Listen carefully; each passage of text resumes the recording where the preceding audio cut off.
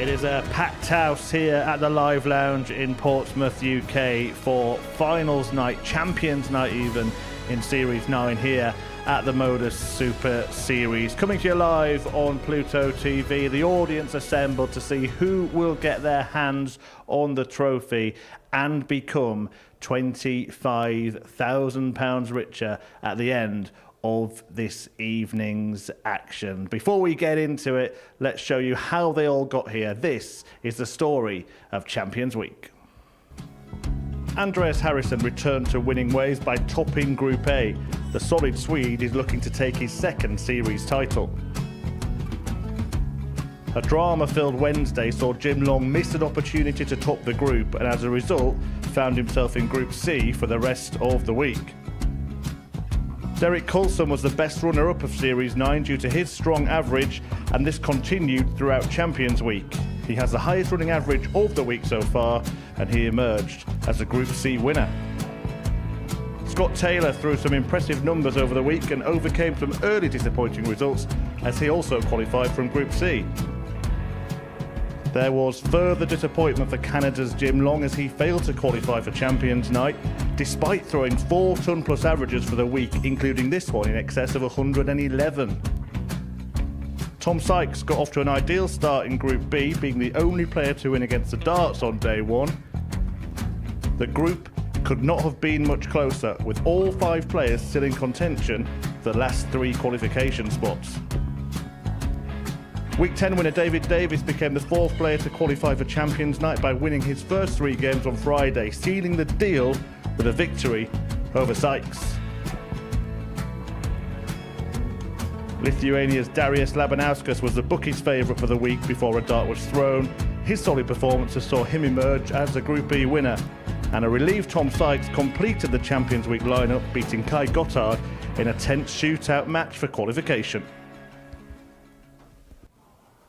Well, that's how they got here, and here all week watching the action and describing it have been Paul Nicholson and Chris Mason. Gentlemen, it should be one of the best Champions Nights we've ever had. Yeah, I like the fact that this is the end of the Modus Super Series for 2024. We're going to go out with a bang.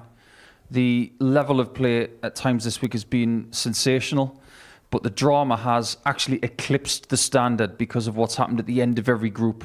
And that's what we come to expect in Champions Weeks.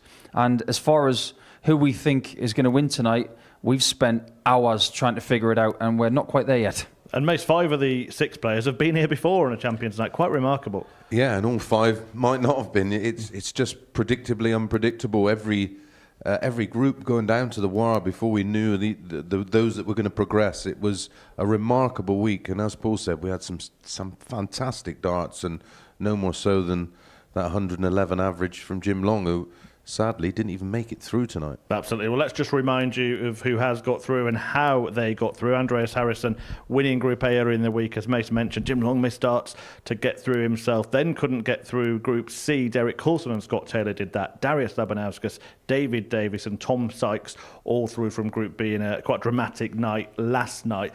Let's start with Andreas Harrison. He's one of the 2 players that has won this trophy before. I mean, it's going to take some to beat that particular victory when he had that thrilling final win. Yeah, and especially the way he took out the 1-2-1, because it was a huge 3-treble visit from Cam Crabtree the visit before, and I thought watching it, that's it. He's not going to take the 1-2-1 out under this much pressure. What does he do? Slots it away and denies Cam his first title, but not been very convinced with Andreas. I know darts is very much on the day, and the feeling about Champions Week finals night is something special, though it's not initially knockout darts. It very much feels like it, and maybe he can raise his game because his average for Group A was less than 90. Talking about Group A, let's talk about the other former winner of the Super Series, Scott Taylor, who produced some astonishing stats, Paul, in Group A. We can see them now. He finished 5th. That would have pretty much won any other Group A, wouldn't it? Yeah, it was a weird one for Scott. He was putting in really good numbers, game in, game out. But one thing about this week that has been really prevalent, it is timing. And I'm talking about Taylor, I'm talking about Jim Long as well. They were both in Group A, putting in very, very good numbers. Jim would do that in his secondary group as well, as would Scott. But weirdly, Mason and I talked on Thursday and said he's playing worse on Thursday than he did in the first 3 days, but he's getting more results. But his shots were timed better, particularly on Thursday when 3 times he finished matches with a ton plus checkout. He really wants this second title. He can go to the well probably better than anybody in our 6-player group tonight. It's as simple as that. He can dig so deep, he can go into his socks. He might have to. Yeah, the filling of the sandwich was very good, but the actual bread either side was nothing special, and you can't afford those off games. We see it so many times, so frequently here in a normal finals night, never mind a Champions League finals night. Any kind of error or any kind of session where you're just not quite on it, you're going to be out. We just saw pictures of him there beating Scott Taylor to lift the trophy when he won it in an earlier series. Tom Sykes' determination to get back there and win it this time, did we see that a little bit last night? Because there seemed to be some nerves. Yeah, but he's made Champions Night after that as well and wasn't able to make it through to the semi-finals. So this is the same as before, really, for Tom Sykes. And I don't think he's played as well in this Champions Week as the previous one. And in a strange sort of way, that might relieve a little bit of pressure coming into tonight. Last night was almost a nightmare for him. He was very relieved just to get through. But now that he's here, he won't feel as much pressure as he has in 2 previous times. So maybe that'll work for him. Yeah, I'm going to start calling him Okie Kokie because he was in, out all night long. It was, it was a weird experience. But I'm with Paul. The levels of expectation now on him are a lot lower. He's not fancied. He's not fancied by the bookies. Certainly not fancied by myself or Paul right now. And that may be a good thing for him. He can play with a bit of freedom because when he does play with freedom, he has the game to win it. Somebody who was favourite with the bookies before it started this evening was Darius Labanowski. Sorry, before this week started, he was the bookies' favourite. Have you seen him live up to that billing this week? Well, he was favourite to win Group A, and I just couldn't make a case. You know, as much as I rate Darius, and I do, I think he's a fine player, and he's proven it this week by making the final tonight. But again, it was patchy. It was in fits and starts. But in all honesty, you could say that for a lot of the players this week, with the exception of Derek Coulson, because he's been statistically the most reliable player. He's the one making the fewer mistakes. His range is the smallest. His doubling percentage is way over 40%, where everyone else seems to be playing in patches. And the one night you cannot play in patches, you've got to be off the B of bang, and you've got to hit that stage running. He's not the biggest name in the field, but I mean, Mace's just given him the credit he deserves. Highest running average of the week. He's a contender, isn't he? Oh, yeah, and he was the last time in previous series, but wasn't able to make his way through to the semi-finals just like Sykes.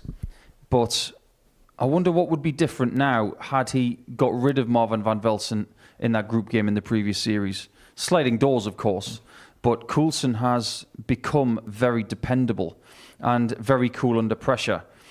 No matter what stat you look at, he's either competitive or the best.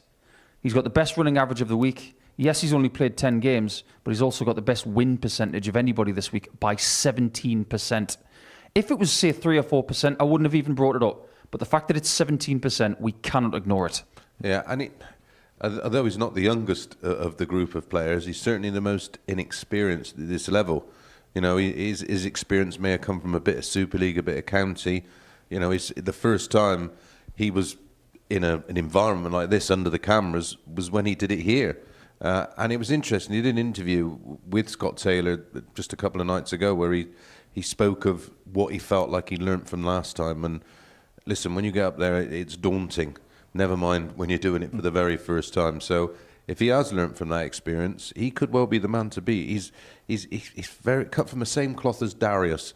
They don't necessarily do anything spectacular, but if you're not on your A game, they will start to pick holes in it and they will pile pressure on you. Paul, speaking of learning on the job, David Davis, his progression here is pretty much linear, isn't it? And he's kind of, every time he's failed, he's come back, tried harder and succeeded. Nice flights, by the way, in those darts. But he's the only one that's on debut at a Champions Night. What do you make of his chances? I don't think there are many people who think he's going to win tonight. And if we're being realistic, I don't think we do either. But we would be the first person to congratulate him if he was to go and win this tonight. It would be a monstrous story. I did a little bit of work for David trying to find those flights. He was desperate to get them, found them 3 people on social media sent him to me. It may have given him that extra 1% of just innate confidence to go and play well this week. I don't think it's the flights, though. I think it's David. I think what he's done this week, he's already won. Everybody else is under pressure tonight. He's under nothing. Making tonight is a win in itself. It's as simple as that. And this double one, Mason and I were just talking about it. It's actually the hardest dart of that match, and he managed to hit it to get through.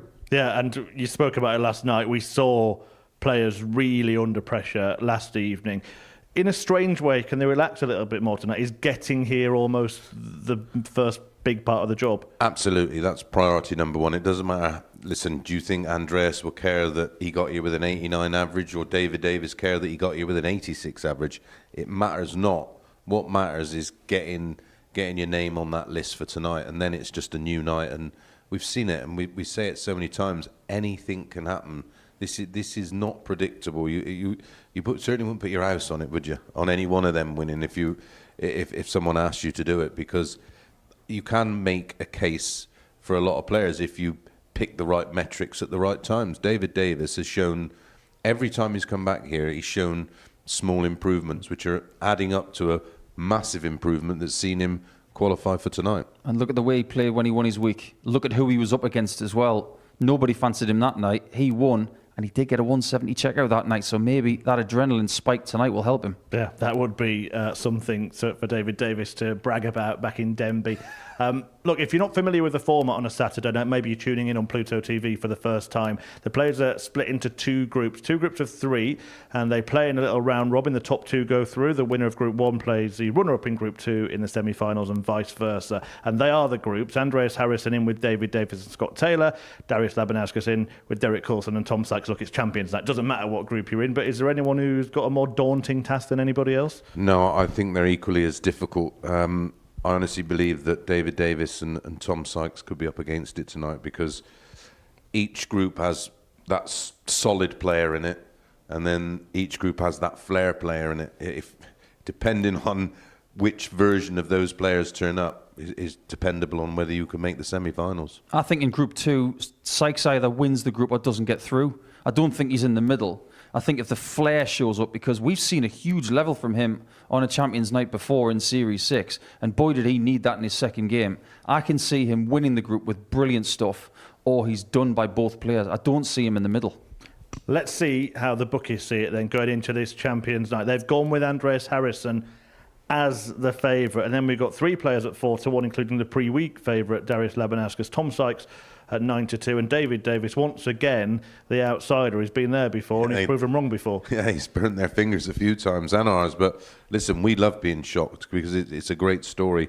I can't see why they've got, well, I can sort of get why they've got Harrison favourite, but I'm not convinced he's going to win it tonight, not unless he shows a massive improvement from Group A. I like the look of Darius because he's solid. I like the look of Derek because of that same reason. The 2 flair players in there are Tom Sykes and Scott Taylor, and if they do bring their A game, both of them may well find themselves in the final. But the problem is they don't have a B game, and that ain't no good. You've got to have a solid B game. If you're not going to go up there and scrimp and scrape around with an 80 average, just ain't happening tonight. If you are going to have a flutter, please do gamble responsibly. It's 18+, begambleaware.org. Guys, just give us a prediction. First of all, if you're going to have your responsible pound, where would you put it? Darius Labanauskas. Scott Taylor for me. I just think he's going to turn up, and that face is going to be like thunder all night. Well, there we go. Enjoy it. We will enjoy it. Hope you enjoy it as well. If it is going to be Scott Taylor or Andreas Harrison, we will get another name on the trophy for a second time, following in the footsteps of a certain Luke Littler. So will there be a repeat, or will there be a new name on the Roll of Honour?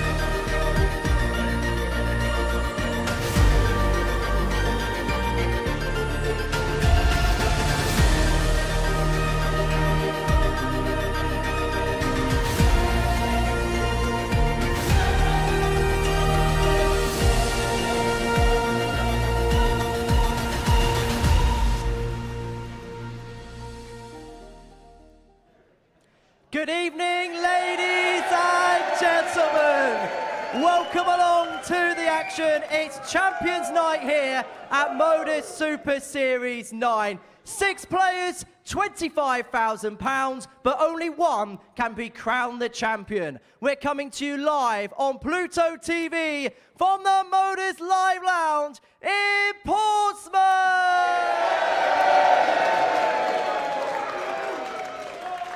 Let's toe the hockey for our first game of the evening session, where 2 former champions collide. The Series 6 winner, Scott Taylor, up against the Series 7 champion, Andreas Dirty Harrison. Let's get it. Green light, let's get it. Green light, let's get it. I'm the future, I'm in it. Check score, I'm winning. Green light, let's get it. I just win, win, win, win, win. I'm on 10, 10, 10, 10, 10. Hello, I'm Himothy. I got the recipe. I got the flow. I got the remedy. That was Henry Deacon, tonight's Master of Ceremonies, getting the players on stage. Owen Binks, the referee for this Champions Night, and Andreas Harrison and Scott Taylor. Well, they've been here before, and they have both tasted glory. Between them, they've had the £25,000 winner's cheque in their pocket once apiece. They've both lifted the trophy and will be hoping to do it again tonight. Harrison, of course, from Sweden, the winner of Series 7. Got through Group A earlier in this week, even though it might be argued Scott Taylor played better in it than he did. But he managed to get through his secondary group and looking to add Series 9 to his Series 6 win tonight. Chris Mason has played on a Champions Night himself. He's in commentary alongside the asset Paul Nicholson. Many thanks, Murph. And everybody's got license to be excited because we've got 7 names on that famous trophy. First leg, it's Andreas to throw first. Game on! They have both got their name on it. First challenge here in Group 1 tonight. Get out of the group via the 2 games they have. And then 60. They could possibly think about the possibility of having their name on that trophy for a second time, like someone 81. who isn't here anymore. But Mace, it's been a very interesting, close, drama-filled week. What are we going to get tonight? 87. I think pretty much what we had all week. Expect the unexpected. And ultimately, we've ended up with 97. 6 fabulous players, but my goodness, it could have been so different. But there's not a bad player in Champions Week. Otherwise, you wouldn't be in it. 140. So true. Taylor's done an excellent job this week of making the Saturday night for a 3rd time. 97. And these guys, alongside Sykes, are making history. All 3 of them at the same time have become the only players to make 3 Champions 58. Nights. All on the same night. Correct. Just proving how strong this group 56. and this field is. And we have the opportunity, of course, to replicate what a certain young Mr. Luke Littler did by winning 2 of these titles. 82. Scott, you require 170. Or are we going to get a new name on the trophy? Now, Scott Taylor's not going to find another 170 finish this week. He's already got 1, Andreas, which you has taken him require to the top of the 74. all-time list of 170 hitters on the stage. Harrison on double 16. 42. And a chance for Taylor. Scott, you require He does love 110. a ton plus out. Double 15. 80. Andreas, you Not require quite. 32. They're both at the same height on the dartboard, these two. But Harrison goes higher Game and takes shot the in lead. First leg, Andreas Harrison. Only one player in the field this Second evening leg, has it's more Scott ton plus to throw outs than first. Scott Taylor, and Game that's on. Darius. He's had 11, as did Jim Long, and he didn't make it. 180. First of many. Going to the man who was wearing a shirt tonight that I believe is the same one 100. that he wore at the start of the year when he won the first Super Series title of 2024. Yeah, maybe he's 130. brought it back out the locker as a bit of a lucky charm, Nico. I wouldn't be surprised. You remember when Peter Wright beat Michael van Gerwen in the 2020 World Final? When he played him at the match play, 2 years later in the semis, Peter wore the same shirt just to remind Michael who won that World Final. Dart players are very superstitious. In terms of 180s, Scott Taylor's around one every two and a bit legs. 140. Scott, you require 87. Got to find a treble 19 and doesn't. So Harrison comes back for a 35. shot Underage require that he has made his 121. own here this year. He's got fond memories of this one. Cam Crabtree's watching this right now thinking, why didn't you do that the last time you were on it? 53. On a Scott, you Champions require Night. 52. Double top for Taylor. Game And that shot the really second has leg. been Scott his biggest Taylor. friend this week. Third leg, it's Andreas to throw first. Game on. 2 games for Harrison, 2 games for Scott Taylor in this group, and 2 games for David Davies as well. 140. Imagine being the only person in a Champions Night who's never been here before. All of the other players have, and multiple times. 140. Yeah, all have experience of going through the rather special feeling of playing in a night like this and the 45. intricacies it takes to get over the line.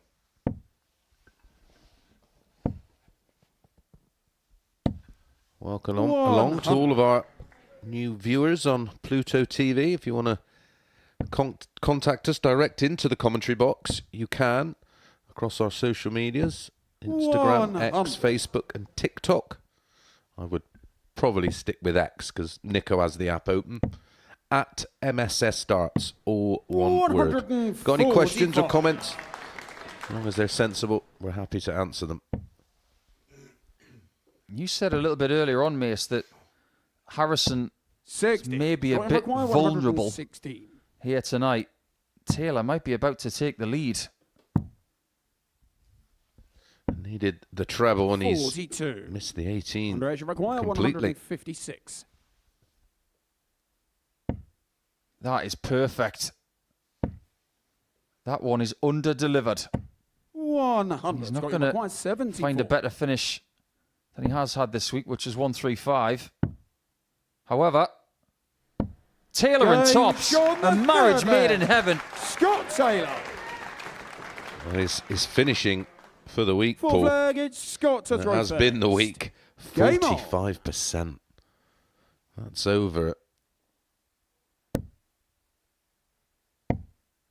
25 matches played. 80. 175 darts at a double, 79 hit, 45%. We've got 2 players playing tonight who have played this week 96.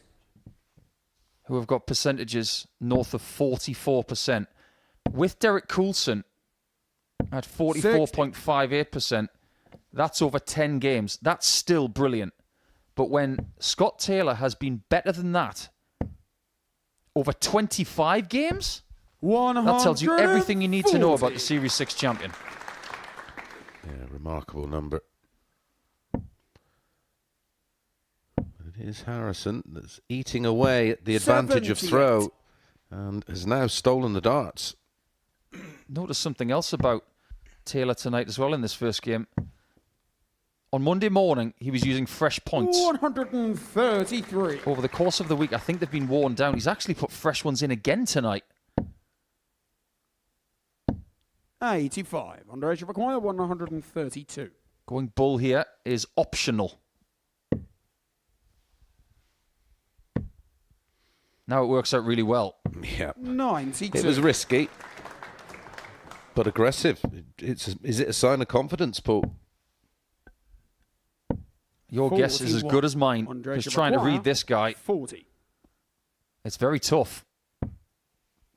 Beating him is even tougher. Because it's Game shot the 2-2. fourth And he's leg. broken straight back. Andreas Harrison. Fifth leg, it's Andreas to throw first. Game on. New dart shirt tonight. He's been saving this one. But in a similar vein to what we said about Taylor, the base colour of this shirt for the Swede is the same as when he won Series 7. 100. If that's a premeditated approach, very much like the red shirt for Tiger on 60. the final round. Do you know why he used to wear red on Sundays? 100. Is it something to do with football, college football or something? He went to Stanford University, and their colours were red. Right. 55. A little bit of trim, but predominantly that colour red. And red is synonymous with danger. Yes. 28. And there's danger here for Taylor all of a sudden. Yeah, great timing, Nico, because he is in a spot of bother here.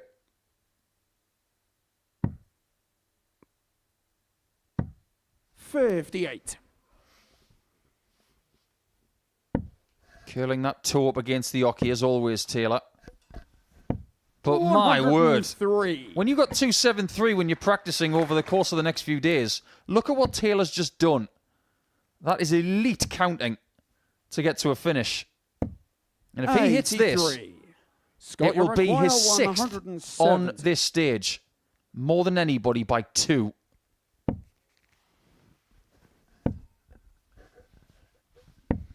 $94. He's left it Treasure 122. in 2-dart territory.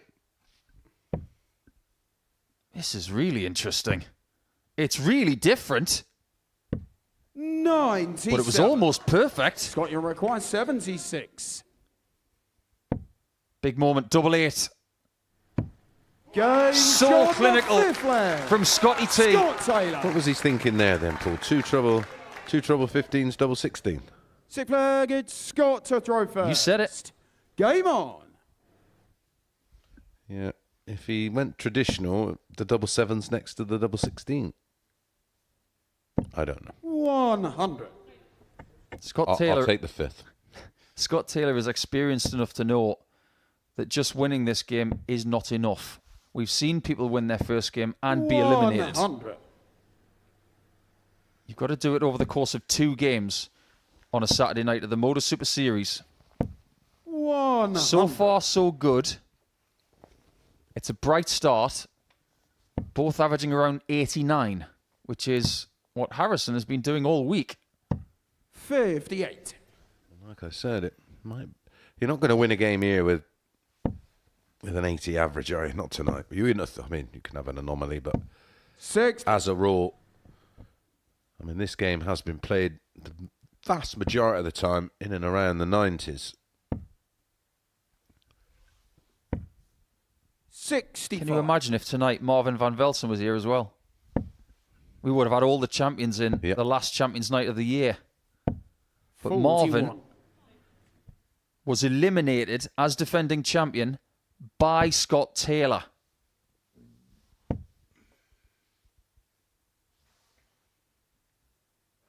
Can't use the 25 and bull 135. as a safety net, but the treble 20 will work. Impeccable order by the crowd. This place is packed. 140. That treble 20 is fairly packed right there. This might have to go to keep this first match continuing into a final leg shooter, which it might not now. 20 and tops, Nico. And we know how much he loves tops. But every time he's hit it in this game, 135. he hasn't Scott, had you anything in the require way. 60.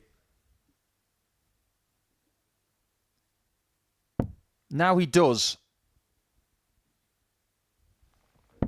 But it doesn't matter. Shot and the man. The winner of Series 6 Scott is off to a Taylor. very good start. It really doesn't matter about the standard of the game, which was pretty decent. But Taylor has not only won the first game of the night, he's won it against the darts as well. Which means when he plays in Game 3 against David Davies, he will have an immediate advantage. And when he plays the man from North Wales, if he wins that game, he will win Group 1. So now we go to Group 2 to see Labanauskas against Tom Sykes.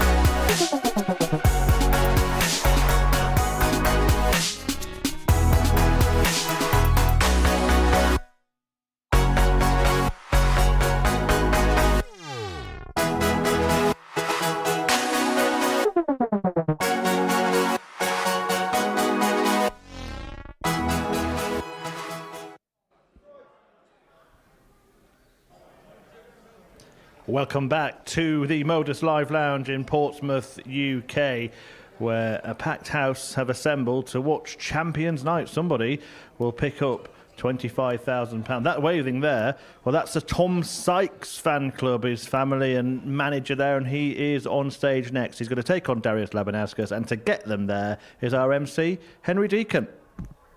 Welcome back to the action. It's Champions Night here at Modus Super Series 9. We're coming to you live on Pluto TV from the Modus Live Lounge in Portsmouth. Let's toe the hockey for our second game of the evening. Please welcome to the stage from Lithuania, Lucky D, Darius Labanauskas, and the Castleford Tiger, Tom Sykes. Let's get it. Green light, let's get it. Green light, let's get it. Green light, let's get it. I'm the future, I'm in it. Check score, I'm winning. Green light, let's get it. I just win, win, win, win, win. I'm on 10, 10, 10, 10, 10. Hello, I'm Himothy. I got the recipe. I got the flow. I got the remedy. So here we go then. Both of these players played in a dramatic Group B campaign over the last couple of nights. Tom Sykes getting through in the very last match, beating Germany's Kai Gottard in what turned out to be a straight shootout. Sykes has been to a Champions Night before. In fact, he's been to a grand final, lost out on that occasion to Scott Taylor, who got off to the fantastic start with a 4-2 win against Andreas Harrison in the opening match. So can the Tiger get his teeth into Darius Labanauskas, Lucky D of Lithuania here, twice a weekly winner, and looking to get off to a winning start tonight? Or will it be the Yorkshireman that shows his grit, maybe gets that form that saw him become the Series 6 runner-up in the opening match of Group 2? And our top two in comms are Chris Mason and Paul Nicholson. Yeah, great start to the night with Scott Taylor getting off to a really good beginning to Champions Night. And the person that he beat to get that Super Series title at the start of the year now has to get off to a good start as well. Darius to throw first. Well, certainly on the outer ring, Scott Taylor, very, very impressive. And that will give him, you don't want to, I mean, even if you make a winning start, but you have a nightmare on the doubles, that just plants a little seed of doubt. 60. He was 4 from 5. Do not give him a go.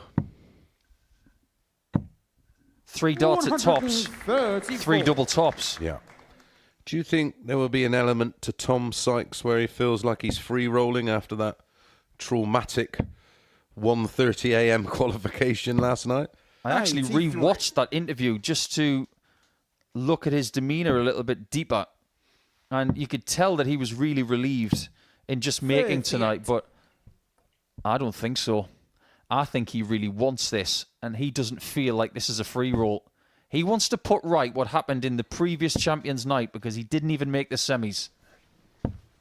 140. His immediate job is to get a result against Darius. And that's been a pretty hard thing to do this 82. week.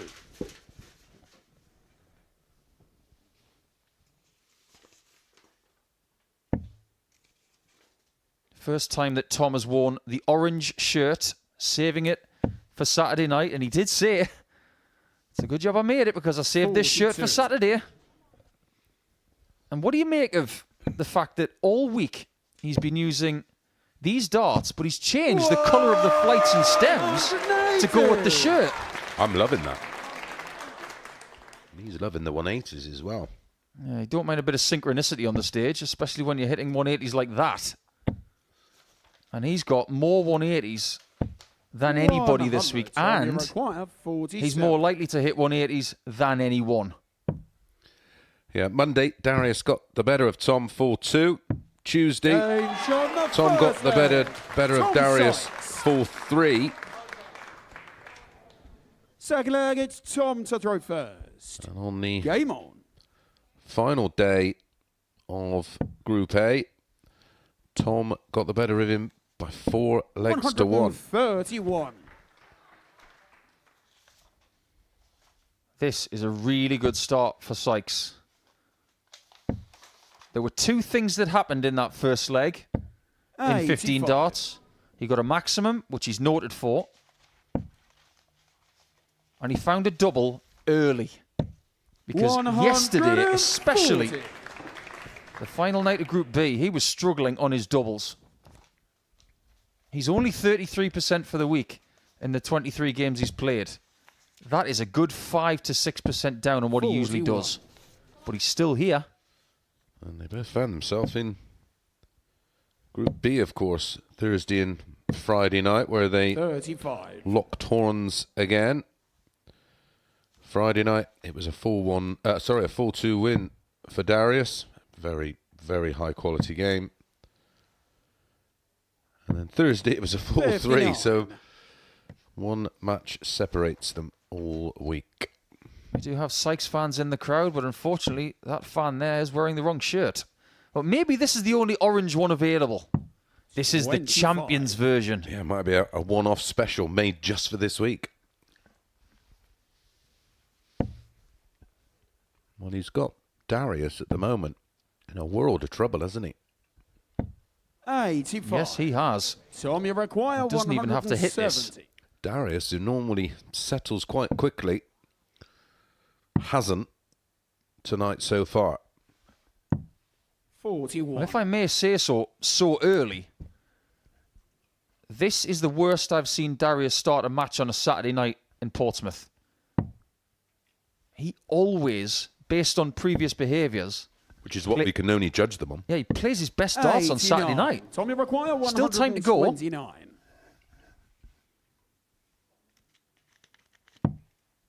Great first start. So 72 left. This is where you don't go double-double. 89. He leaves the double. But if Darius takes this out, you just hold your hands up and say, OK, brilliant shot. Well, that's why it's the right play. In a normal situation, if Darius would have maybe wanted a 124, a 127, a 130, 120, 118, any kind of shot that only requires one treble in the combination, you can almost justify risking it for a double-double. Third leg, it's Darius to throw first. Game on. Similar sort of standard to the first game for Sykes. 88 average after 2 legs. 34 darts thrown. 95. Doubles, very similar to that of Taylor. Only the 1 miss. 57. With some people, they can play better when their loved ones are very close. Tom's dad, Tom's team are 4 yards away. That will mean a lot to him. I might just give him that extra pep that he needs 43 to make his way through certain challenges here tonight. Yeah, just when you can feel a little bit down in the dumps, you can, like I say, look at family and loved ones and friends, and you sort of think, oh, they've come all the way to see me. Come on. Let's really give it everything. Make them proud. 60. First time in the match that Darius has got a nice lead. He's got to be able to use it. That efficiency that is associated with the Lithuanian. 44. It's not quite there at the minute. And you don't blame these players for having a few early nerves, Darius even with all of their require Champions Night 130. experience in the bank. Because they want to be the final winner of something like this in 2024. This is better from Darius. 88 for a 15-darter. He's back in it now. Darius Labanauskas. Well, if he needed a settler, Paul, Fourth leg, it's he's had Tom one. to throw first. Game on. You can call that shot the Rene.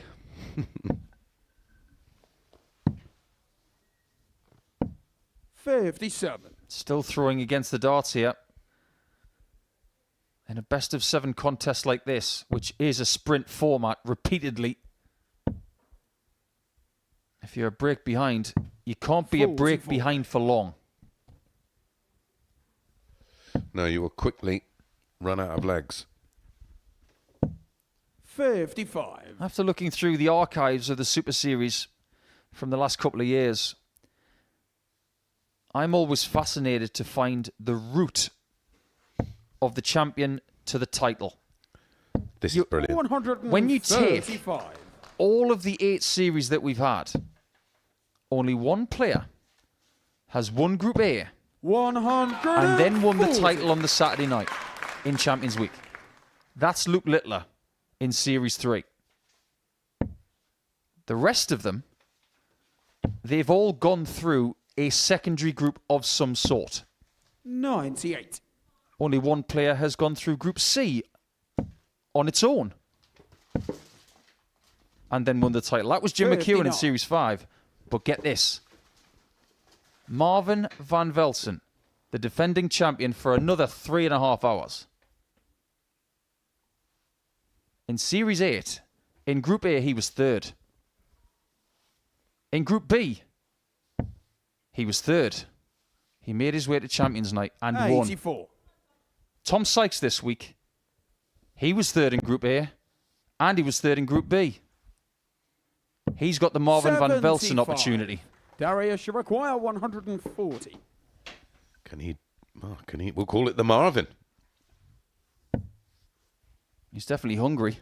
Do have the lineal champion in the building tonight. Yes, that can't be forgotten.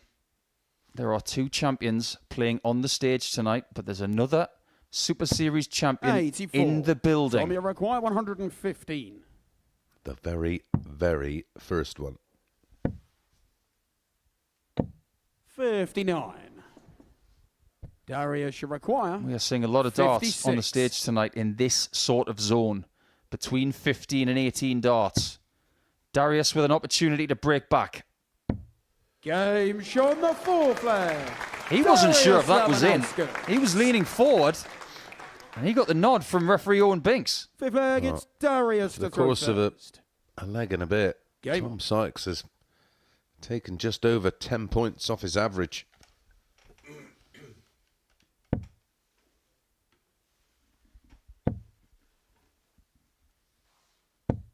$60. And Darius has done a few things that he's never done here before in any week he's played. 140. Because we can't forget, he has won 2 weekly titles in 2024.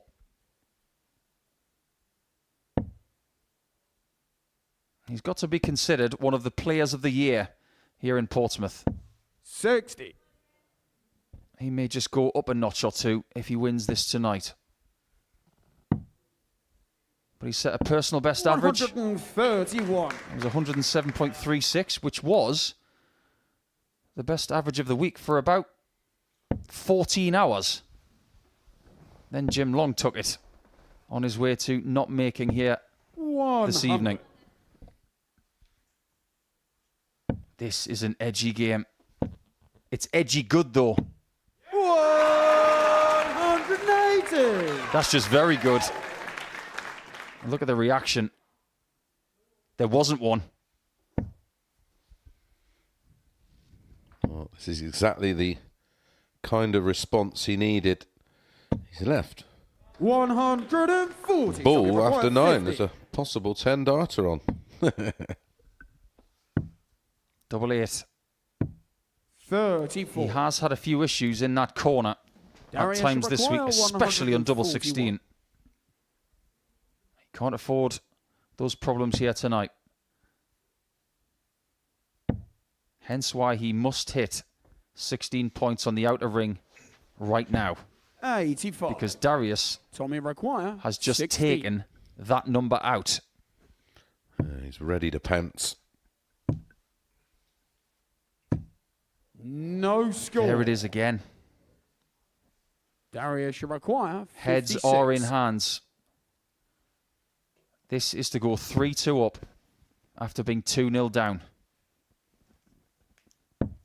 And he just doesn't miss when he gets himself in. Darius Labanowski.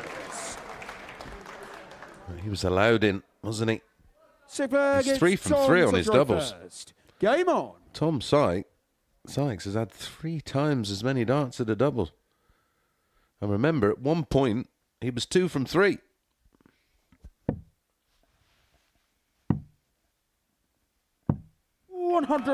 Very good start to this 6th leg for the Castleford Tiger.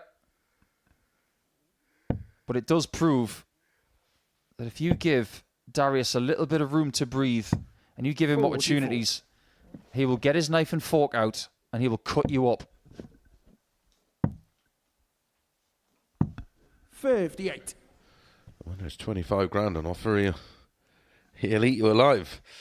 And winning £25,000 is not a strange thing for Darius. His biggest paycheck in his career 95. is double that when he made the quarterfinals of the PDC World Championship. So it won't faze him about the financial side of tonight. 127. What he wants to do is he wants to win somewhere different. He wants to win here. And he could even go back to the Pro Tour in January. And he could do so saying, well, I am 52. the guy who won one of those. Because there's not many people who can say that. Well, you can say he's won 2 of those. 100. He won one of those to win one of these. Weekly titles are one thing. Series titles are another. There are some fabulous players who have walked into this building who have not won a series yet. 17 for Tops to take us all the way. 62. Darius, you require 170. Biggest finish of the week of 156. And that will remain the case. 100. He cannot Tom, you require miss this. 20. And he doesn't. It's right in the middle. Tom Sykes. When these games are so close, Seventh and final in these against cutthroat Darius group to throw scenarios, first. Game on. winning by 4 legs to 3 is no guarantee of making the semi-finals. Tom knows that more than anybody, because when he first made it to Champions Night in Series 6, he had a bad start. 43. Then, in his second game, he went bananas. But you'd rather get the 2 points than not. 100. Yeah, it's just a little bit of insurance, but like you say, you could still be in a situation where you still have to win. So, For example, if you lose 4-3 in your first 60. game, you have no points in the table and a leg difference of -1. If you win 43. your second game by 4 legs to 2, you will have a leg difference of +1 and 2 points. That is a guaranteed place in the semi-finals. 57. But these players... well, it's anything but a negative leg situation, isn't it? These players, when they come here, they're talking to themselves and to others about 96. winning both their group games, getting the darts in the semi-finals, because that's another thing that you'll get. And they all say, I'm just going to win all 4 games. 100. We are none the wiser as to who's going to get this one. He doesn't know what happened there. Can he recover? 43. The answer is no. He wasn't going to leave a finish anyway. From 2-3-9, you can throw any dart you like, but you're not going to leave a finish. But he was in such a strong position of control, and all he's basically done is allowed Darius to do this. Oh, I know what he's doing as well. He's gone 7 19s, mate. He wants 4 more for double 16. 99. He's concentrating the dartboard Darius into require 108. about 3 sections. The dartboard isn't round anymore to him. It's a triangle.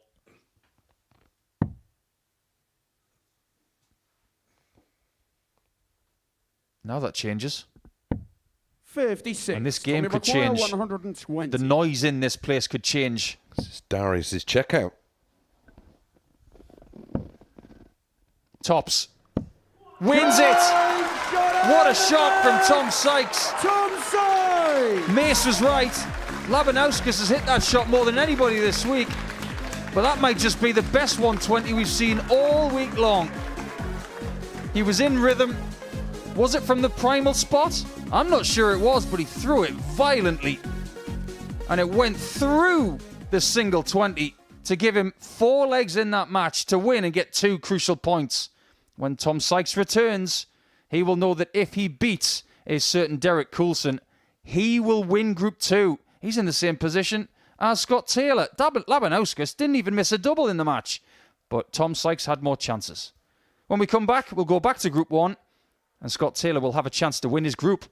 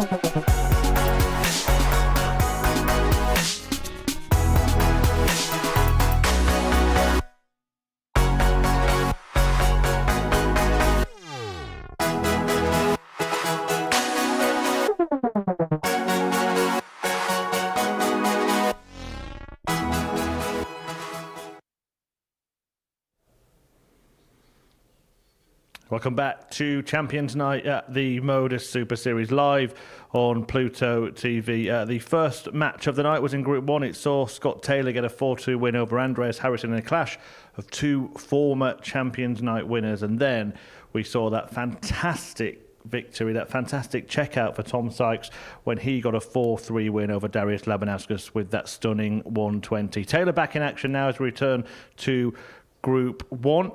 He is going to take on David Davis. If Taylor wins this match, he goes through as the winner of the group. Davis could go through himself with a 4-0 win, and Henry Deacon will get the players on stage. Welcome back to the action. It's Champions Night here at Modus Super Series 9, coming to you live on Pluto TV for the Modus Live Lounge in Portsmouth.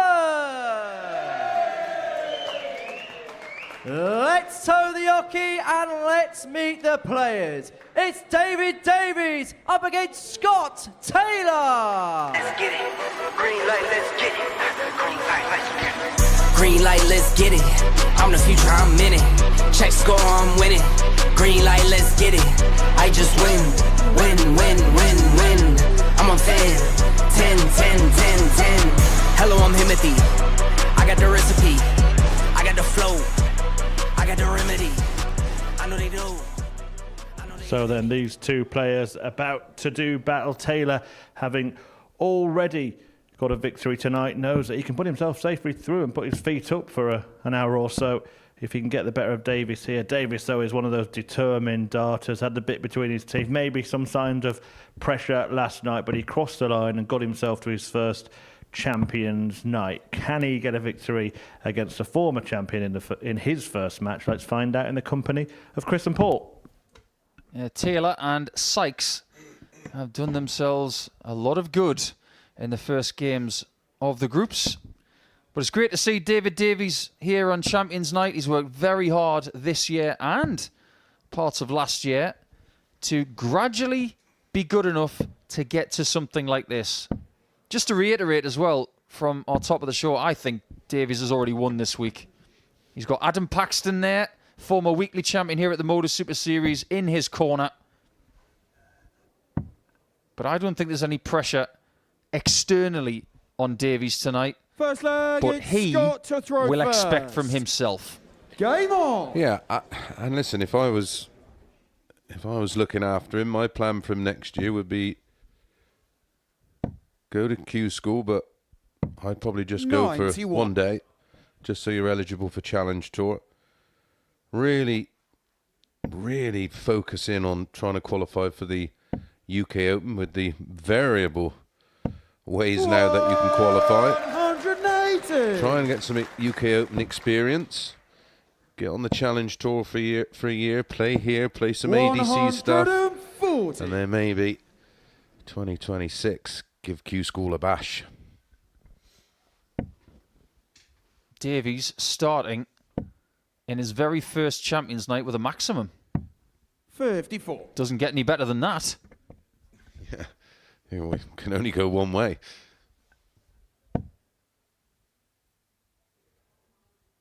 Like Chris Murphy mentioned, if 100. Davies can win this game 4-0, which is a very, very tough ask, he would actually guarantee his place in the semi-finals with one game to go because of the way that things sit in the table already 100. with Harrison and Taylor. Scott, you require 170. Taylor keeps leaving this number.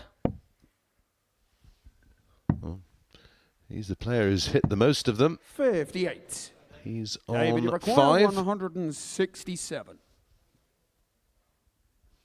Was it him and Jared Cole were locked on 4, wasn't it? Indeed they were, until earlier this week. Yeah, that was a game where there was the 150 as well, 57. wasn't it? Scott, you require 112.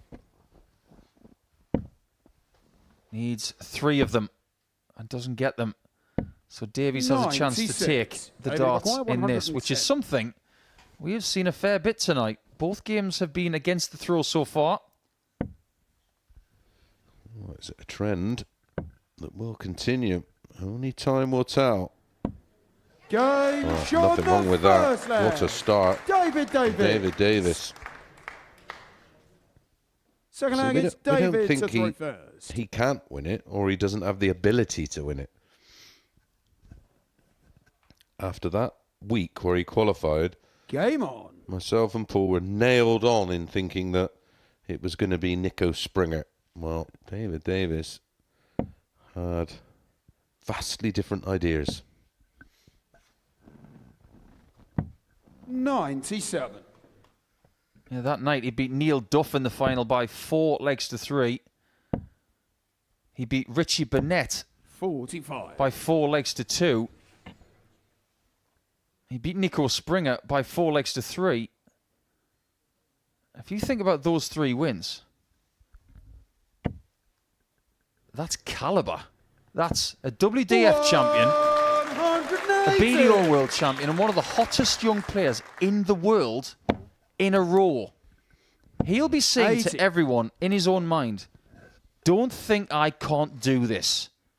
And when you look at it that way, he might be right.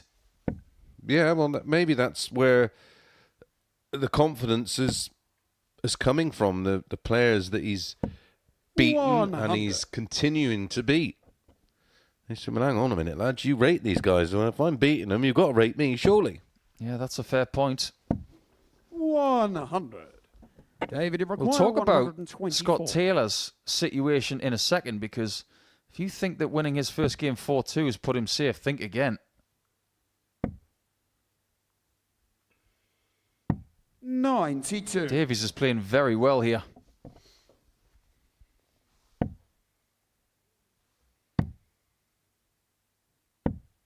Finds 93. himself on double 16 after David, 12. you require If he 32. keeps leaving a double after 12 on his own throw, he's going to be hard to stop.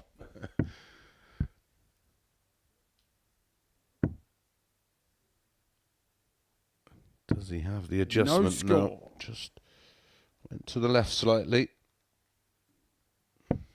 Has the luxury of coming back. 133. But now he needs to find it. David, you require These are the moments you need 32. to win.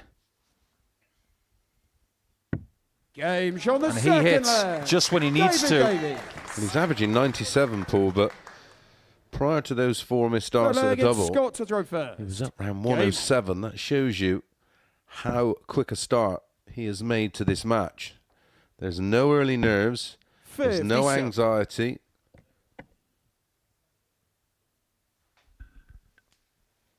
He fancies the job. Taylor needs 3 legs in this contest 42. to guarantee the semi-finals. Even if he loses 4-3, he will be safe. 60. Win the game, he wins this group and will have the darts in the semi-final. That's all he's thinking about right now. But if he doesn't get 3 legs, there are other possibilities. 100. Oh, he's hit 2 180s, yet to hit a 140. Because he's hit 180s. 134. This is one of those occasions where we've got 2 players on a Saturday night that have not played each other this week. Because Scott Taylor was in Group A and Group C. Davies was in Group B. 96. And he was the first person through. He was. Took a while, but he was the first one through. 92. It took even longer to find out our final person. He's not here. There are many people not here. In fact, there are 134 players who have played in this series that Scott, you aren't here require tonight. 158. These are the final 6. 102.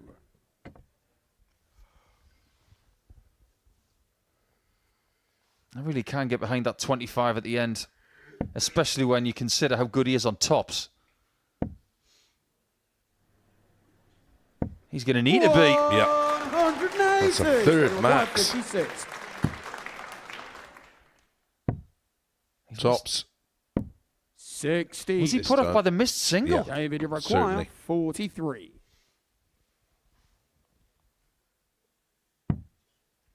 It's tops for Davies. And this Game place has show gone a on little the third cold. leg. David Davies. Because the man they call Die in North Full Wales flag, it's David to throw first. may just be the first person into the semi-finals if he wins this next leg. Game on. When we floated the idea that Davies could win this game 4-0 to be through, how many of us realistically thought that's a possibility? Not many of us. 100. Not me. And if Davies wins this leg, Scott Taylor will finish 100. Group 1 on 2 points and -2, meaning that all Andreas Harrison would have to do to take Scott Taylor out would be to beat Davies in Game 5. 60. When you consider how complex this group could be, that's exactly what Andreas wants. 180. But there it is. The face of thunder. Yeah, this is the retaliation. The stubbornness. Oh my word. 180. He's outgunning one of the best 180 hitters we have here in Portsmouth. Di Davies is 3 darts away from the 83. semi-finals and Champions Night. David, you require 161. After playing just one game.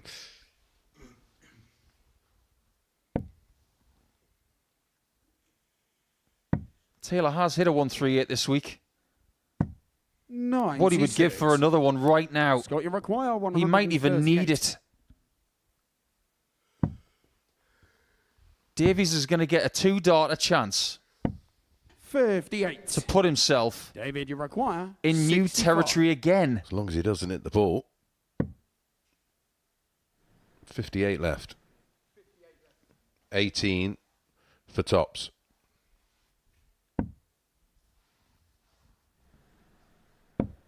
He's 25. already missed a qualification dart. Scott, you require 80. Scott has got to keep him at bay. He's got to keep him straight. Absolutely fantastic. Scott Taylor. The margins are so fine in the game of darts, but my word, that was a cliff edge 80 checkout. Game on. Only 80, but it would have felt like a 170. Every leg is crucial in this group now. Yep. And what's that going to do for Taylor? 180. Now we've got 6 180s in this game, and it could be far from done. 9 is the record. Sort of in and around that kind 60. of pace, Nico. Yeah, there are certain things that we haven't had on a Saturday night here in Portsmouth, on a Champions Night. One of them 57. is a 9-dart leg. In fact, any Saturday here hasn't had a perfect leg. But we've never had a 9-dart shootout on a Champions Night either. 95. The result that would have to happen in this group, 140. if that possibility was still on, would be 4-2 Davies. And then Harrison to beat Davies 4-2. Yep. Correct. 99. Scott, you require 124. All in due course. All in good time. 63.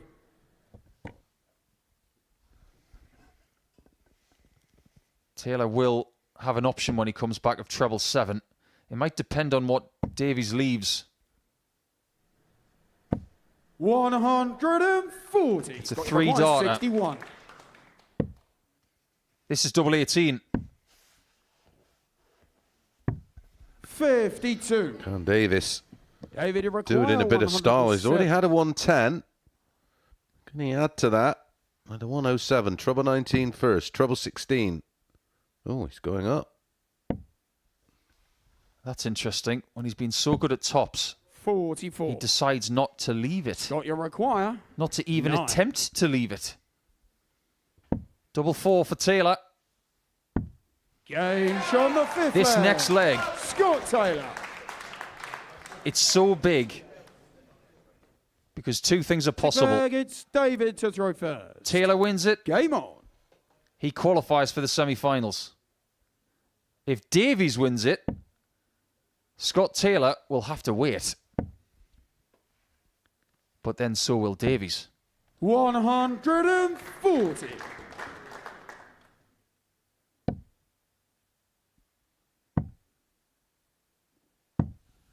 Some people come to Portsmouth Mason, they play on Saturday nights, they don't really think about the complexities of the group dynamics, but these guys are so seasoned when it comes to the group phases, whether it be Champions Night or not. They know exactly what's happening. Yeah, and they'll also pick their practice partners carefully and where they'll find themselves in the practice room and what kind of prep time they like, what they'll eat, what time they'll be here. All those things is things they would have learned, 96. not only for Scott in winning multiple weeks, but winning a Champions Week before.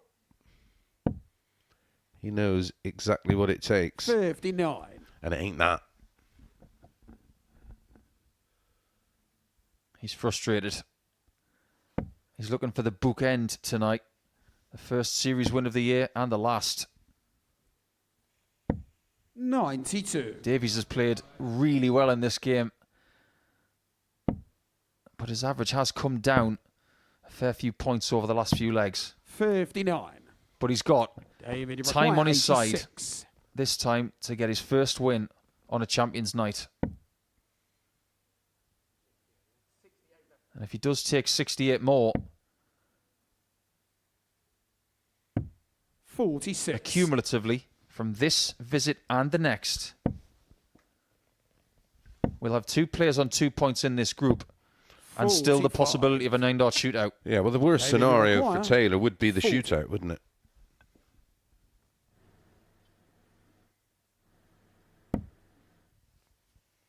Third match start. And David Davies has not been talked about by a lot of people to potentially winning tonight. But he's for real. He's just beaten the Series 6 champion in a very tough Group 1 situation. Scott Taylor can do no more. And when Davies returns in Game 5, he'll play Andreas Harrison, the other Series champion here tonight. He's done his job, but we are far from done in Group 1. We'll come back to that in due course, but before we go back to that one, it's going to be Tom Sykes. He's up against a certain Derek Coulson.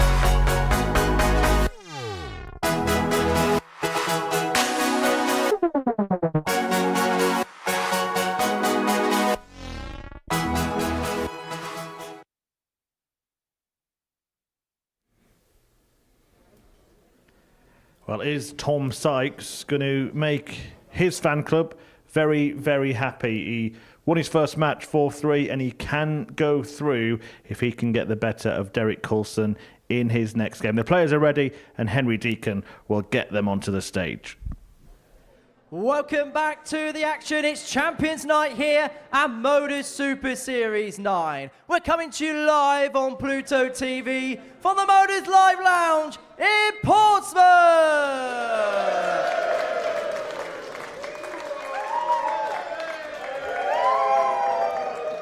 Let's toe the hockey and let's meet the players for our fourth game of the session. Can you please welcome back the Castleford Tiger, Tom Sykes, and DC Derek Coulson. Let's get it.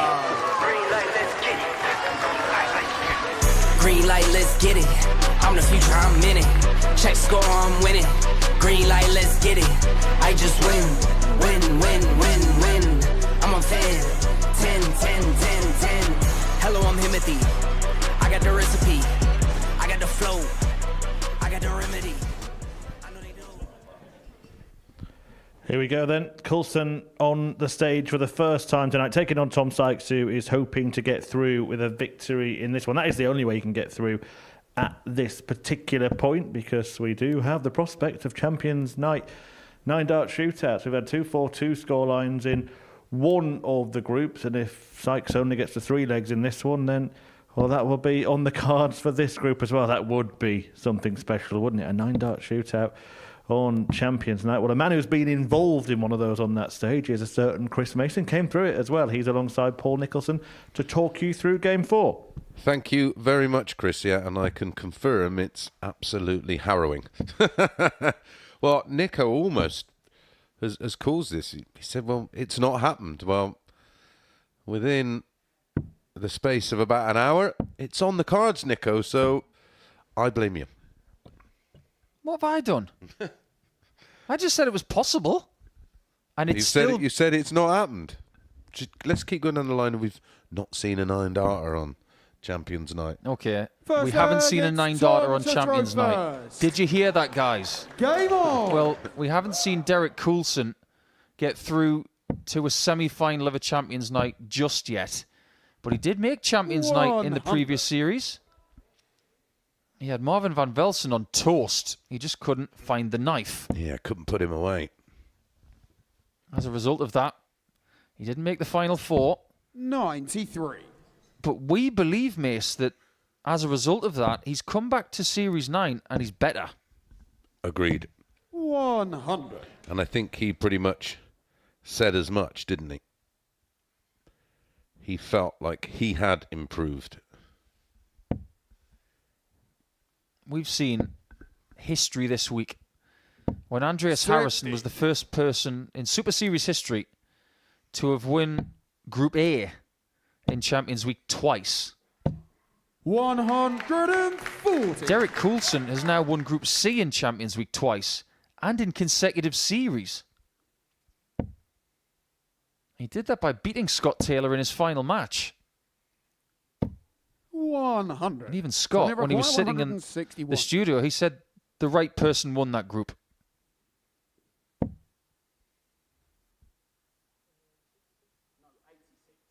86 left. 93. This is a nice position for Tom. He played some decent darts in his first game. I can't really say any fairer than that because he won 4-3, averaging just short of 84. That is technically his C game. 68. Double 4. And he's got one The first leg. Tom Sykes. of a few legs that he needs to get through to the semi-finals first. David Davies was not able to find his match start soon enough to get through to the semis first. So who's going to be the first person through? It could be Tom Sykes. 134. Oh, to guarantee progression, it'd be 4-1, wouldn't it? Any win? Any win for Sykes, but as far as Coulson's concerned... Yeah, he has to win 4-1, doesn't he? He's got to win by a margin. But he's probably not thinking that way. He's and thinking so he should. just win the 2 games. Yeah, exactly. Win your 2 games and it's done. Avoid 55. any complications. Was that your mindset when you were winning week 12 in Series 1? Yeah. I rarely even worried about the 58. table. I just keep playing until they say stop, and if I've done enough, I've done enough. I was aware on the Friday because I had such a good Thursday. I think I won 3 out of 4 or 4 out of 4. I know I needed just 1 win, and that's what I was told. But it took me till game 3 to get that 1 win because I was thinking about it. Sometimes too much information becomes a bit of a spoiler. 140. Tom's got lots of support here. I'm not sure how much Derek has. He might be flying solo tonight. 76. Right, I suppose it wouldn't be far off as far as Tom's family would have come with it. Maybe not even as far, I don't know. 99. No, it wouldn't be. Derek, you require 136. As the crow flies, it's pretty level going towards Shropshire, as it is to come from Castleford. Look at this from Derek. 120. Tom, you require 164. Down for the 19s. Needed 2 trebles. 64. Derek, you Derek's require finishing this week has been 16. supreme. Game And that's from the why second leg. he's very dependable Derek on the outer Olsen. ring. He's not noted as a player that is constantly leaving tops, Derek, it's Tom to throw 10s, first. 12s, Game on. 16s. He's an all-round good finisher. 100. The next level for him is to make the semi-finals on a Champions Night. But there are certain people, when they get to new territory, they just keep doing new things over and over and over again. Who realistically 6. knew a lot about Derek a year ago? Hand in the air. Saw the name. Didn't know anything. 57. No, I only knew what I knew about him from the seniors. And he was a relatively new name to that.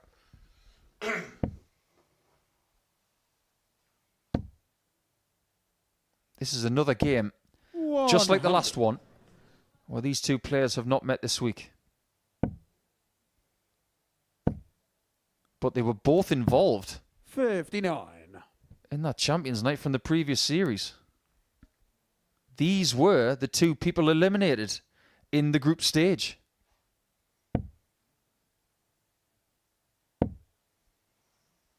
What they'd like to do 85. is both go through and make sure that Darius feels the pain this time. 130. That's pretty useful.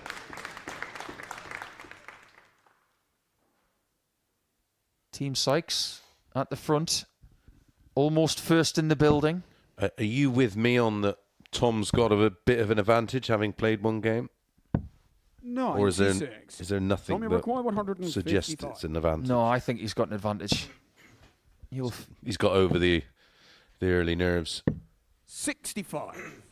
And especially when you've Eric won a game, you've McGuire, got a bit of confidence, of 160. course. Especially with the way it ended as well. That 120 checkout to snag the points. Perfect first start from Derek. How's his tops? 120. Tom, you require 90. Surely straight up top. Bottom right. 60. It was right on line. He had to go for the bottom Derek, you corner because he require couldn't see anything else. 40. Does Derek break to take the lead? Game Of course he does, because this guy can finish. Fourth leg, it's Derek to throw first. Game on.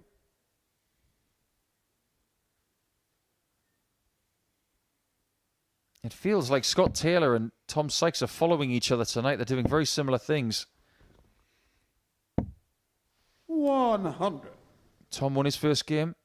Scott won his first game. They both needed a certain amount of legs 140. to feel like they were in the semi-finals before the group stage was finished. But if you win your first game 4-3, your automatic thought should be, I have to win my next one. 91. Yeah. Yeah, just to put it beyond any doubt. Seen it too many times on a Saturday night where someone wins their first game 4-3 and they don't make the semi-finals. Yeah, they lose out by a leg. It happens so often. That's why the group stage on a Saturday is so cutthroat. Well, that's why it's the closest thing to knockout darts that's not knockout darts. 140. Derek's motor is starting to run now. 140. Derek, you require This is an excellent game. 170. Both averaging way north of 90. Yeah, I haven't spent the week studying the group and studying the numbers, 98. Tom, you require 120. looking at what I think was likely and unlikely. Bull. 85. The only one thing I could come up with, Paul, that Derek, you require if 72. you ain't averaging well over 80, you ain't winning a game.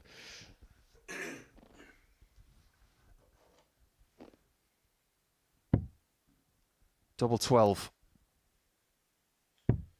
Game shown the fourth. We weren't lying when we said he Derek could Coulson. finish. He's 3 from 5, averaging 96. The flag, And it's Tom Tom Sykes to has throw got a Derek first. Coulson-sized Game headache. on. Yeah, we weren't lying when we said he could be the man to beat.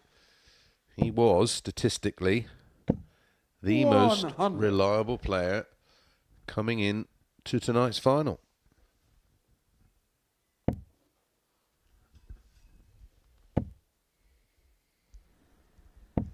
$121. Derek's been in this position before, though. And sometimes if you want to improve, you've got to be in that situation 38. that you failed on again and get through it. And right now, Derek is confronted with that. But he's more prepared mentally than he was prior to this. 100. And that's the key word. Mentally prepared. He understands 96. the intricacies and the now comings and goings of a champion's night. I think it's how you talk to yourself in this situation as well. If you're in a situation for a second consecutive time, and the first time you failed, 140. when you're confronted with it again, do you say to yourself, oh no, not this again? Do you say, I hope I will get 97. through it this time? Derek, you require 140. Or do you say, I refuse to let that happen again? I refuse to let that happen again, will be his mindset. And the key is 100. pinpointing Only require what you think you 150. did wrong first time round and not doing the same. Sykes is going to have an agonising 48. wait, potentially, Derek, you require because 40. Coulson hasn't missed a dart at double in a while. This is to win this match.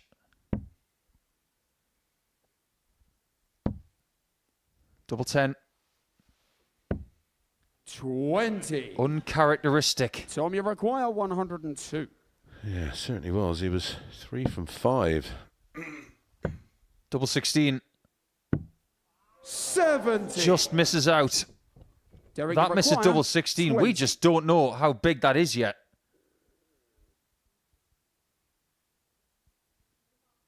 Tens for Coulson again.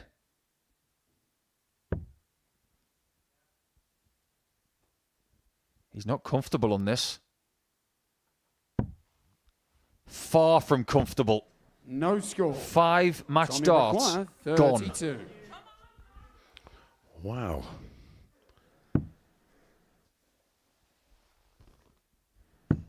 That is a brilliant dart.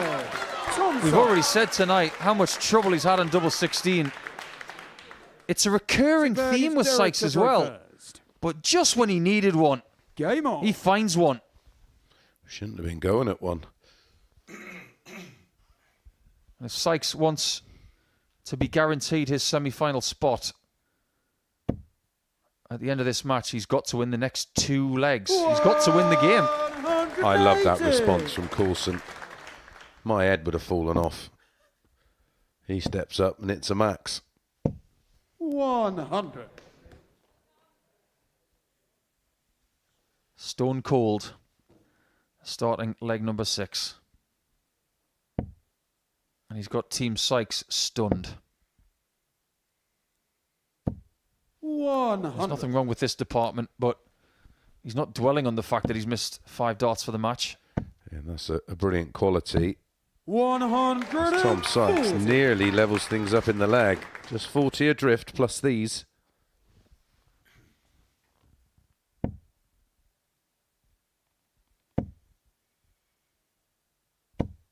Oh, that's a nice little ricochet, isn't it? Just laying the dart on top, and it caught enough of that flight to skid into the 60. 60. And he's going to have 6 Derek darts from Maguire, this 121. position now.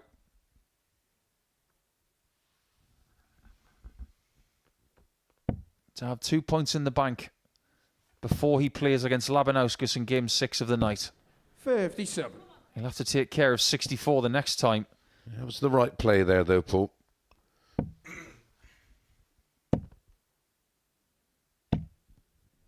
That is a great gamble.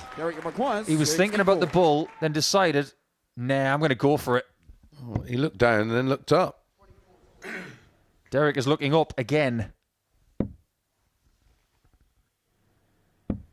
This time he does not miss. Derek Coulson.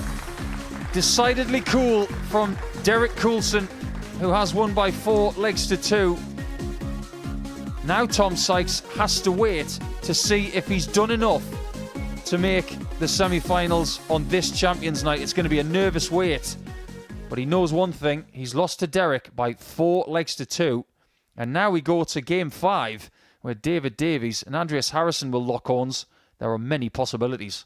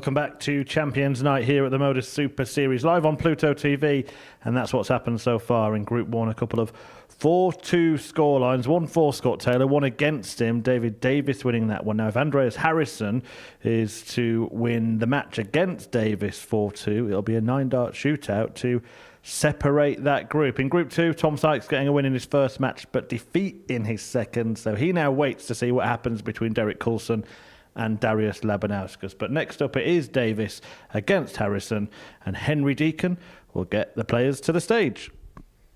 Welcome back to Champions Night here at Modus Super Series 9. We're coming to you on Pluto TV from the Modus Live Lounge in Portsmouth.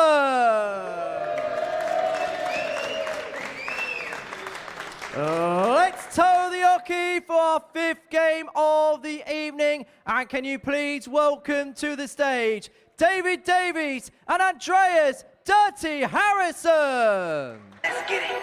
Green light, let's get it. Green light, let's get it. Green light, let's get it. I'm the future, I'm in it. Check score, I'm winning. Green light, let's get it. I just win. I'm on 10. Hello, I'm Himothy. I got the recipe. I got the flow. I got the remedy. I know they do. I know they envy me. Right, listen carefully because I'm only going to explain this once. David Davis needs 3 legs to qualify for the semi-finals. If he loses this match 4-2, then it will be a 9-dart shootout between himself, Andreas Harrison and Scott Taylor. Therefore, Harrison must win 4-0 or 4-1 to go through. If he concedes 3 legs, he is out. There we go. Paul Nicholson and Chris Mason will do the rest. Let's just take it one leg at a time, shall we? Let's look at it from a player's perspective. But if Harrison wins 4-0, 4-1, that puts Taylor out, doesn't it? You said it. Scott Taylor is very nervous. Let's put it that way.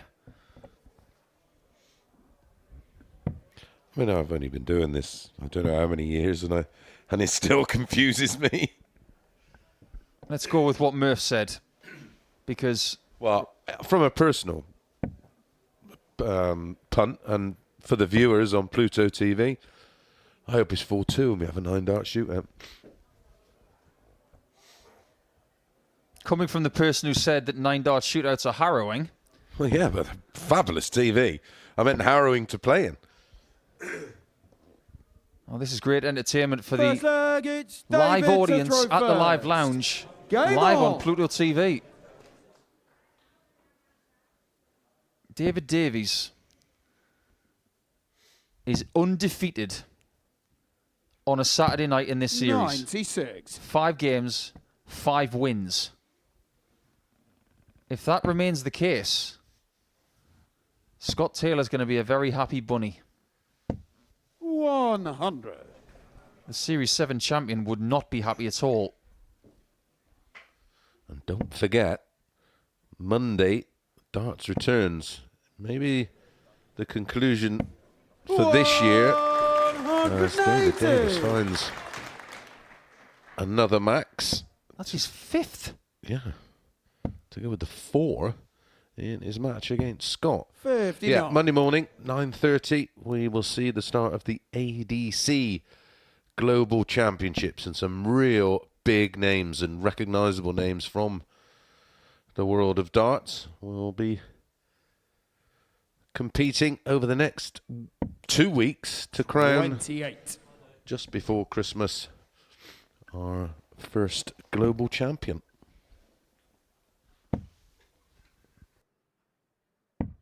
$94.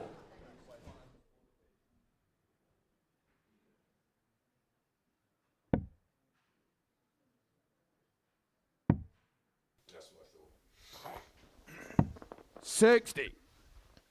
And then we return in the new year.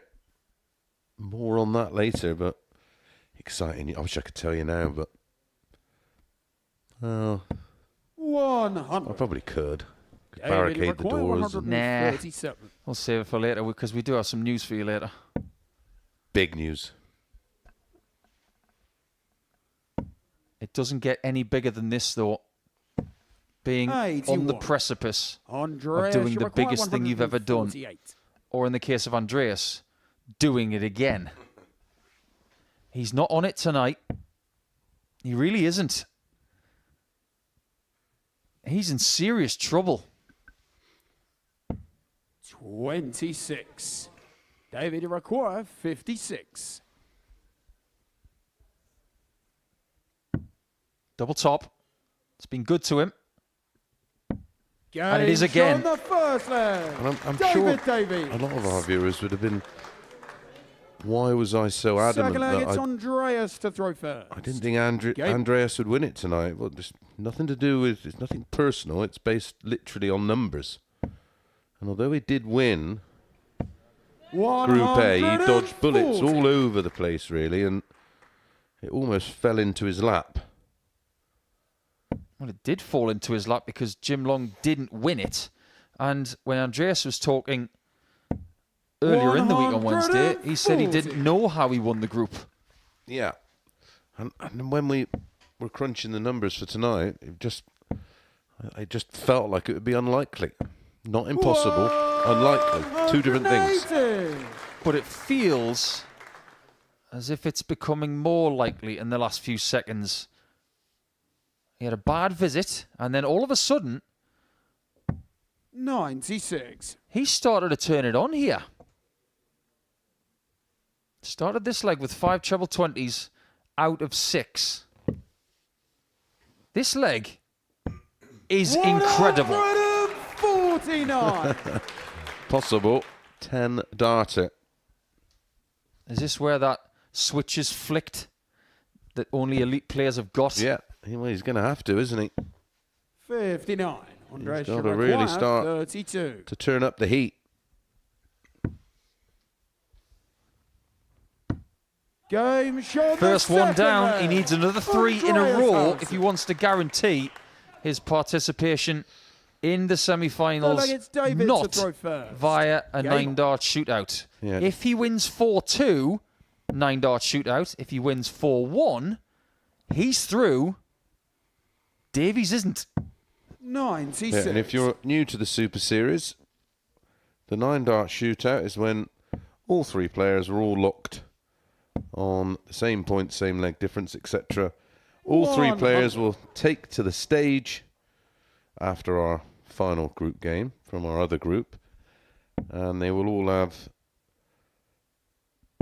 9 darts each. The 2 highest scores 43. will progress. Simple as that. Fairest way to do it. We did it before on averages, didn't we? And that was even crueler. Yeah, that was Colin Osborne, wasn't it? not fair. 81. Just another part of the evolutionary process of the Modus Super Series. Listening to the players, listening to the fans, listening to everybody involved, and making sure this is exciting 96. and fair. And quick.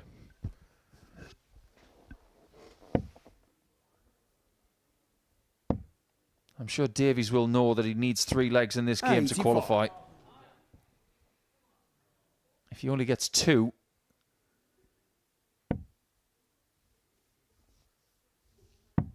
he could be involved in his first ever 9-dart shootout in the 93. very last Modus Super Series day of the year.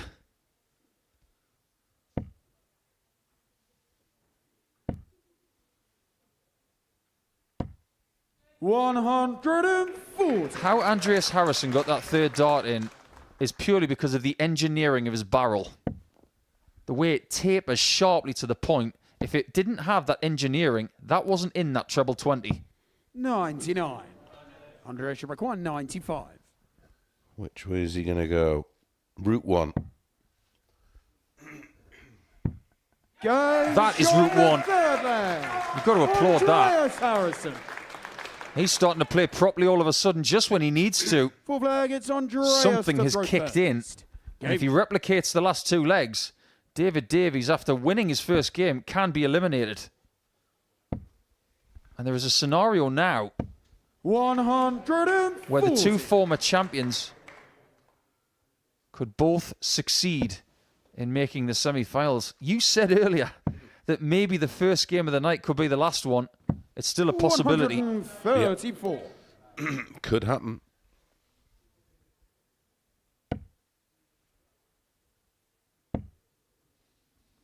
Harrison won Group A 100. over the first 3 days of Champions Week. Only one person has won Group A, had the next 2 days off, and won the subsequent Saturday. That was in the middle of last 125. year when Luke Littler won his first Super Series title. Beating, in that final, the only person to make the final who didn't win a week 55. in Jacob Taylor. I fancied him to have a bit of a run at the Worlds, but didn't happen for him, unfortunately. 100. If Davies does win this leg, does he start to feel a little bit more at ease, knowing that 58. at worst he's in a 9-dart shootout? David Yeah, Require, I think so. 142. At least you know you're not out.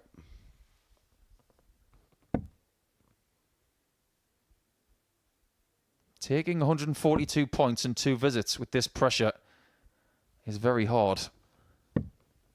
But he's done a pretty good job there. Underage Require, 148. Yeah, I'm a fan of that play. Oh, no, surely not. Oh, It had a look. That dart just ran out of fuel in the air. 92. This David checkout Require, is to make sure that 56. Davies, at worst, is in a 9-dart shootout on Champions Night.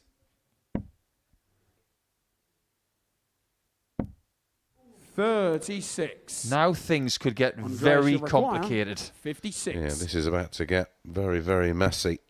Tops. He's found it! On the fourth leg. I was looking at the Andreas left-hand side of tops, I like was- Chris Mason was as well. I'm not sure how he hit the right-hand side. Well, we're both looking at the It's open bed David to and throw first. thinking, well, Game he's on. not far off the weight of dart. He just needs to take the line. And well, that's remarkable because his darts are below horizontal. Oh, this is the situation now. 140. If Harrison wins this leg, he'll be in the semi-finals with Scott Taylor. And David Davies will be gone. 85. And if that happens, all of the remaining players that are left are experienced Super Series Champions Night players. 100. David will have never felt pressure like this ever before.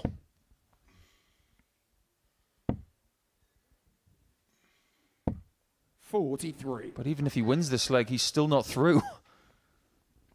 If he wants it guaranteed before a 9-dart shootout, he's got to win the next 2 legs. Yep. He's looking good in this one, but it is on throw. Just when he needed one. 180. It's his 6th of the night, Nicole.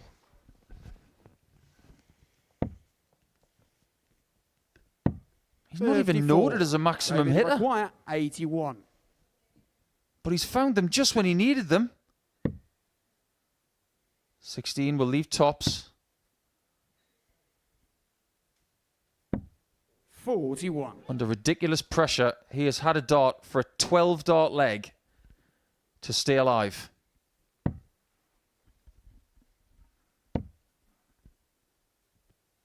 $139. He's still got David Require, this visit 40. and another if he needs it.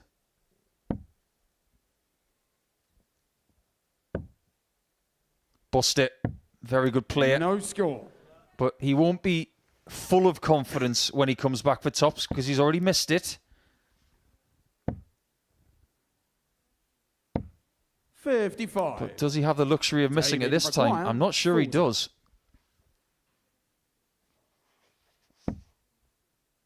Back to 10s again.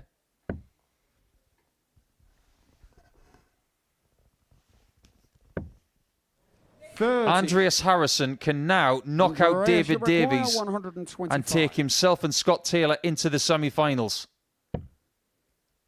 If he finds 60 in bull. Not this time on the Bullseye on Champions Night. You require 10. But can Davies find double five? Right in the middle. He's now guaranteed a 9-dart shootout It's Andreas to throw first. at worst. Game on. Harrison wins this leg. That's what we get. Davies wins the leg. Harrison's out. 83. I love these Saturday night showcases.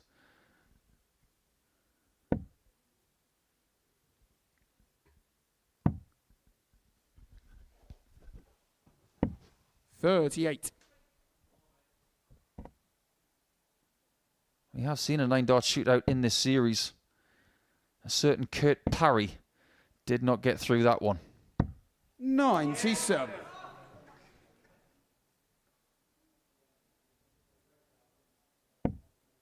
We have never seen one on a Champions Night. David Davies does not want to play in one. 85.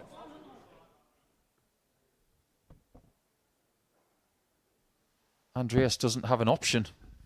Nope. That's the best he can do. 57. But it's better than being out. Yes, it is.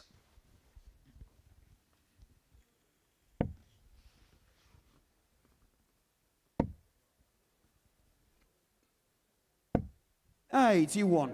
The air in this place right now is so thick. You can't hear one thing in this place. Everybody's gripped. Yeah, it's a knowledgeable crowd as well because they're aware 80. of the situation. Absolutely right.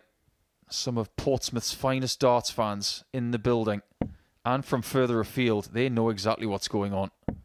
Even some people in the crowd who have seen 9-dart shootouts before in this building. 100.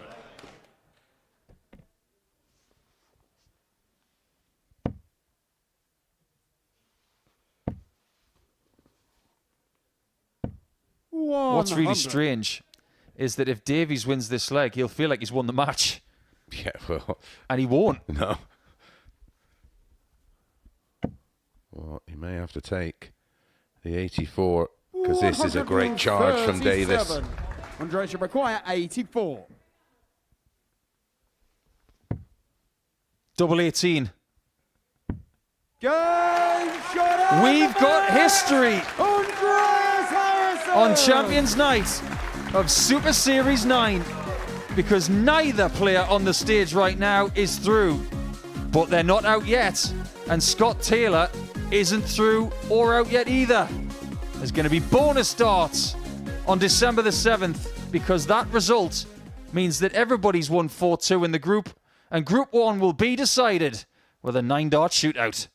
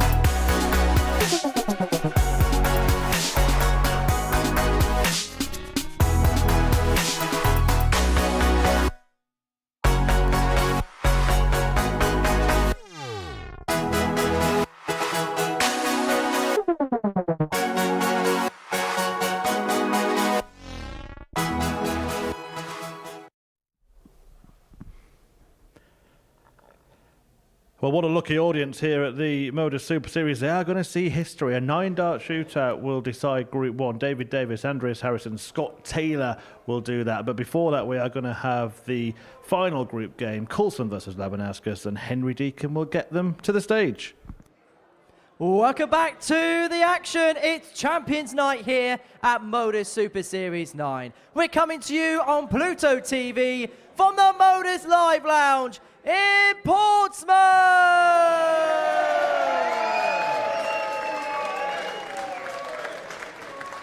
Let's tow the hockey and let's meet the players.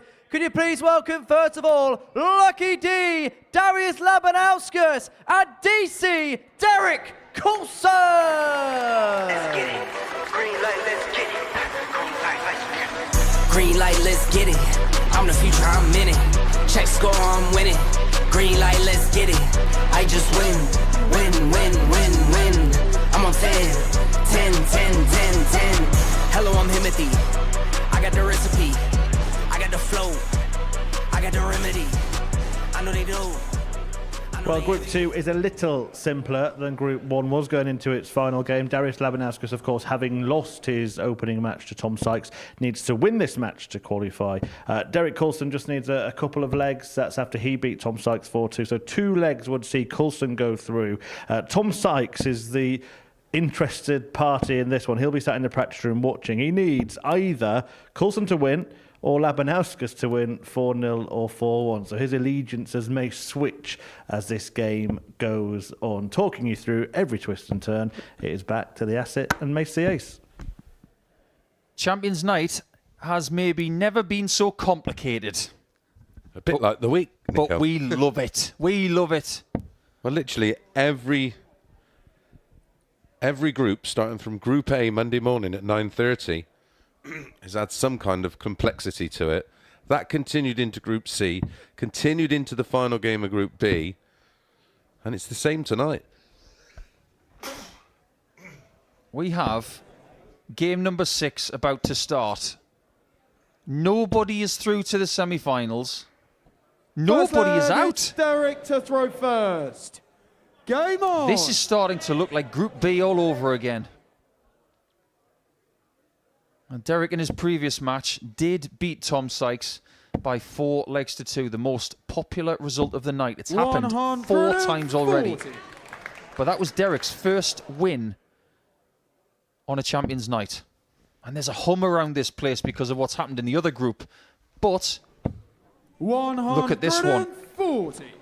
Coulson needs 2 legs to be in the semi-finals for the first time.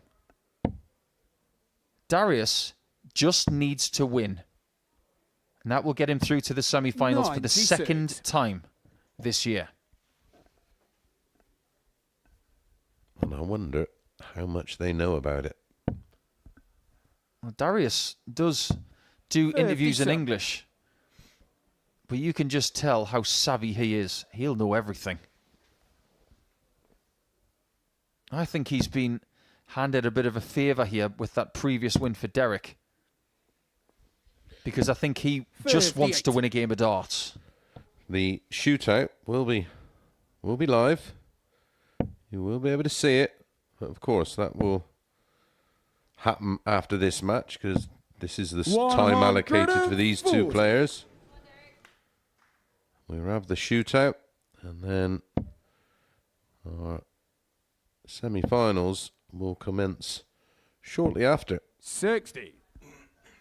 Darius, you require 160. I've got to give the players a little bit of time to get ready after the trauma of going through a 9-dart shootout. Bullseye for Darius. 139. My word, that was Derek, you close. require 147.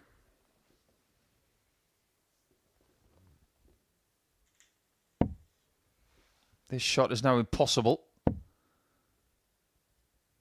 Darius has waited a little bit of time 41. before this game started because he was in game Darius, 2. you require 25.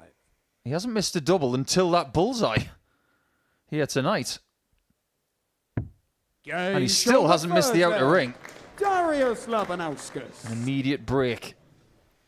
So, Second leg, after it's one leg of Darius this to throw contest, first. what Game on. does Tom Sykes want?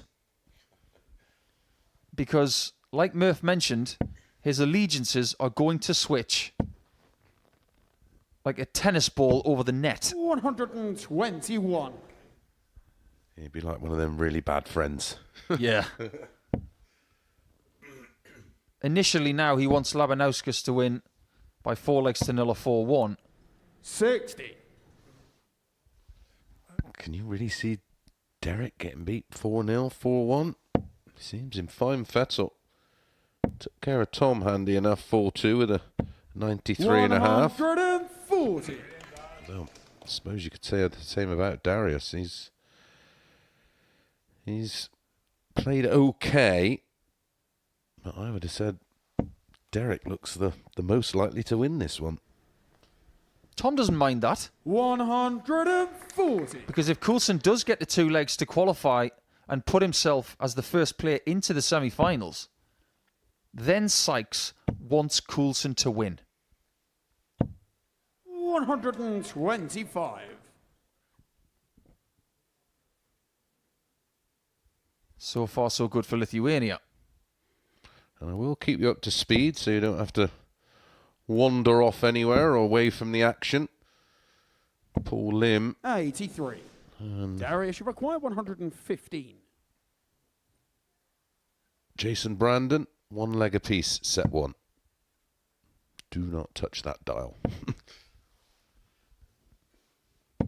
Or the browser, or 99. whatever it is. Do not leave the app.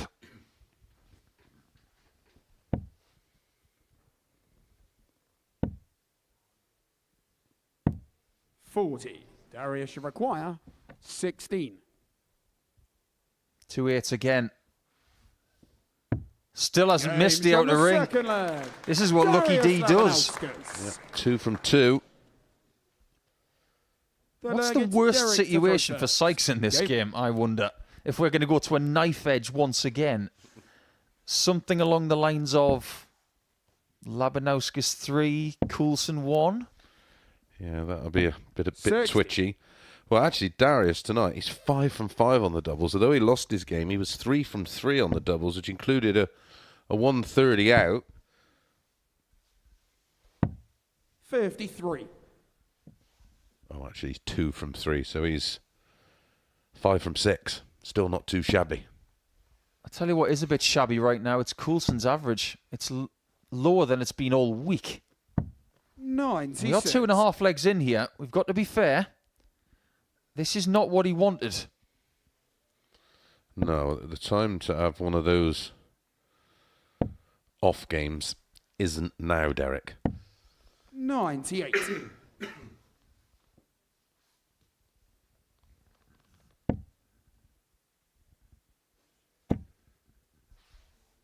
The 9-dart shootout 100. will follow this match. It's going to be the 5th one here at the Live Lounge in Portsmouth. Previous winners of 9-dart shootouts. 45. Ryan Finesse, Chris Mason, Jimmy Van Ski. And I suppose we should talk about the 100. last one we had when this game is finished. Because the last one we had was in this series.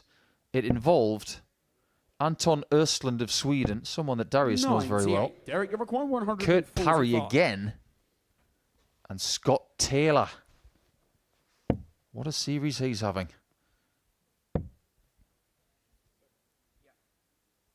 $75 left here for Derek. 87. That's not too bad. Did miss a few doubles in his first game.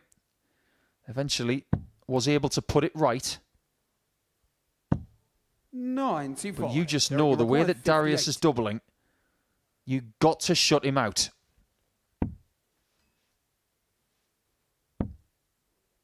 Double 10. 38. We're about to find out whether Derek had the luxury of missing that or not. 112. You can never be sure when Lucky D's around the corner. 55 remaining. Double 18. 94. Wow. Derek, you require 20.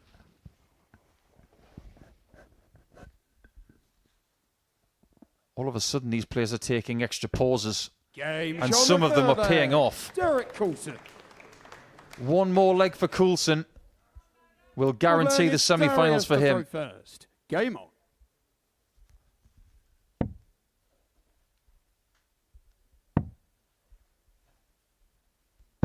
And if Derek gets 96. that leg, he then needs to win this game to take Sykes through.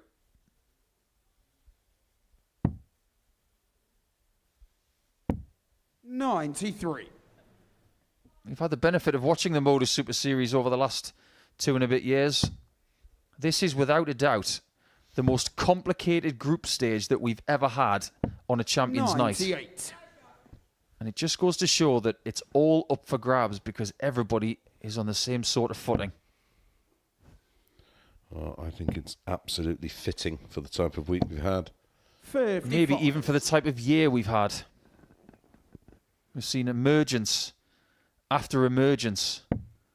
The likes of Jimmy Van Schie and Sykes, Van Velsen. Davis. 84. The re-emergence of Steve West after his comeback. Coulson. We could go on and on. But over the course of 2024, Tommy Morris. only one player is undefeated in an 134. entire week, and that's Bo Greaves. That will remain the case going into 2025. 59. And congratulations to Bo. She's in the final of the WDF Women's Championships, where she'll take on Sophie McKinley. 99.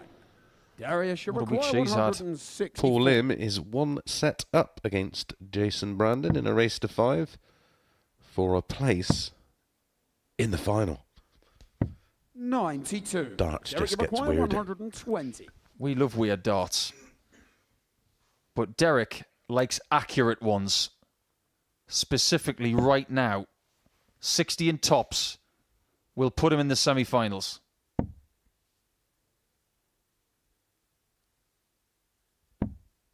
It's that close. It was on the wire. Darius, you require 72. Well, if Labanauskas hits this, 3-1 to the Lithuanian will mean that Tom Sykes has got no fingernails left. Double 4. You should know, Darius. You went for the treble. Game And now shot we've got the another fourth knife-edge leg. situation. Darius Labanauskas. Well, this is where things can swing. Fifth leg, it's Derek to throw Because if first. Darius wins this leg, Coulson is out. If Coulson wins this leg, he's through. And then Sykes wants Coulson to win the game. 60.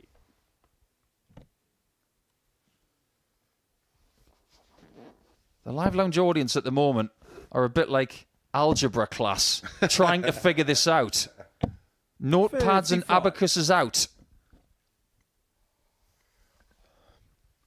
Never a shootout possible, of course, in this particular scenario.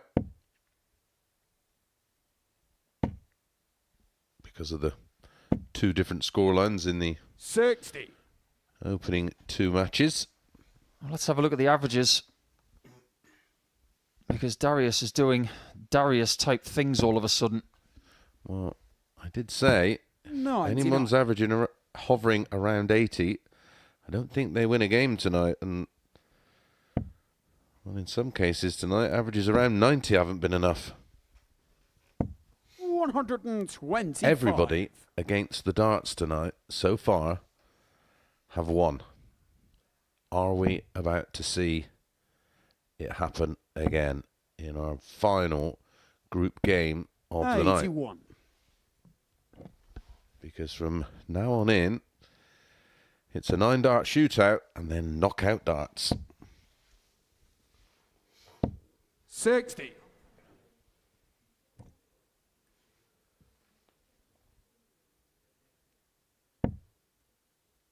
This is where we want that camera in the practice room. I can envisage 140. Tom Sykes sitting in his seat watching the monitor, just on his haunches right now thinking, come on, Darius, don't make me wait. Yeah, well, the other three are just ploughing the board. 60. Yeah, we heard a little bit Darius earlier this week that the practice room has been at its 126. quietest maybe ever because they know what's on the line. We know what Darius is thinking. Oh, he wasn't thinking miss the 19. Oh, he's denied himself a match start at the ball. 62 left, treble 10. Well, tied it up 94. beautifully. Derek, It's all down to this then, Derek. 136. In or out?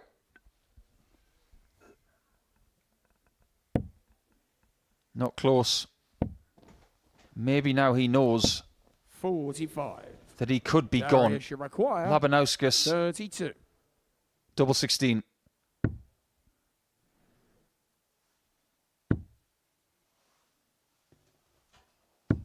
Darius does enough. That's the same celebration as last night when he was winning Group B, and now he's made his way to his second Super Series semi-final. And there's going to be somebody else in the practice room who's going to be happy as well, and his name is Tom Sykes. A miraculous evening which has seen every person win a game, but only one person has won a game and has assured their way of going through by winning that match, and that is Darius Labanauskas. He's through in Group 2, so is Sykes, and now it's time for more drama via the 9-dart shootout.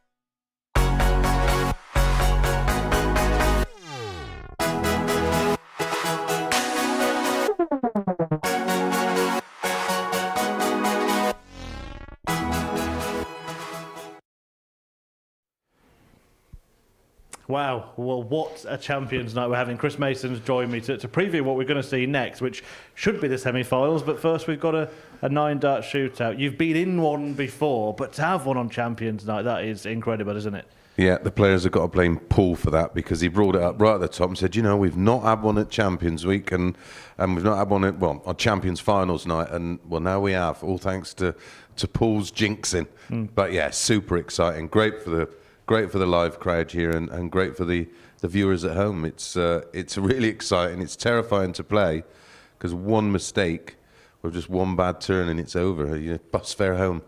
Remarkably, Scott Taylor, who's going to be in it, has already been in one in this series. The night that he won, he played in this 9-dart shootout here with Anton Östlund and Kurt Perry. Yeah, and that's going to be a huge advantage to him, because it's something that I've never experienced before. I've never been anything in like that before. So that will hold him in good stead. And well, look at his score, 3-4-4.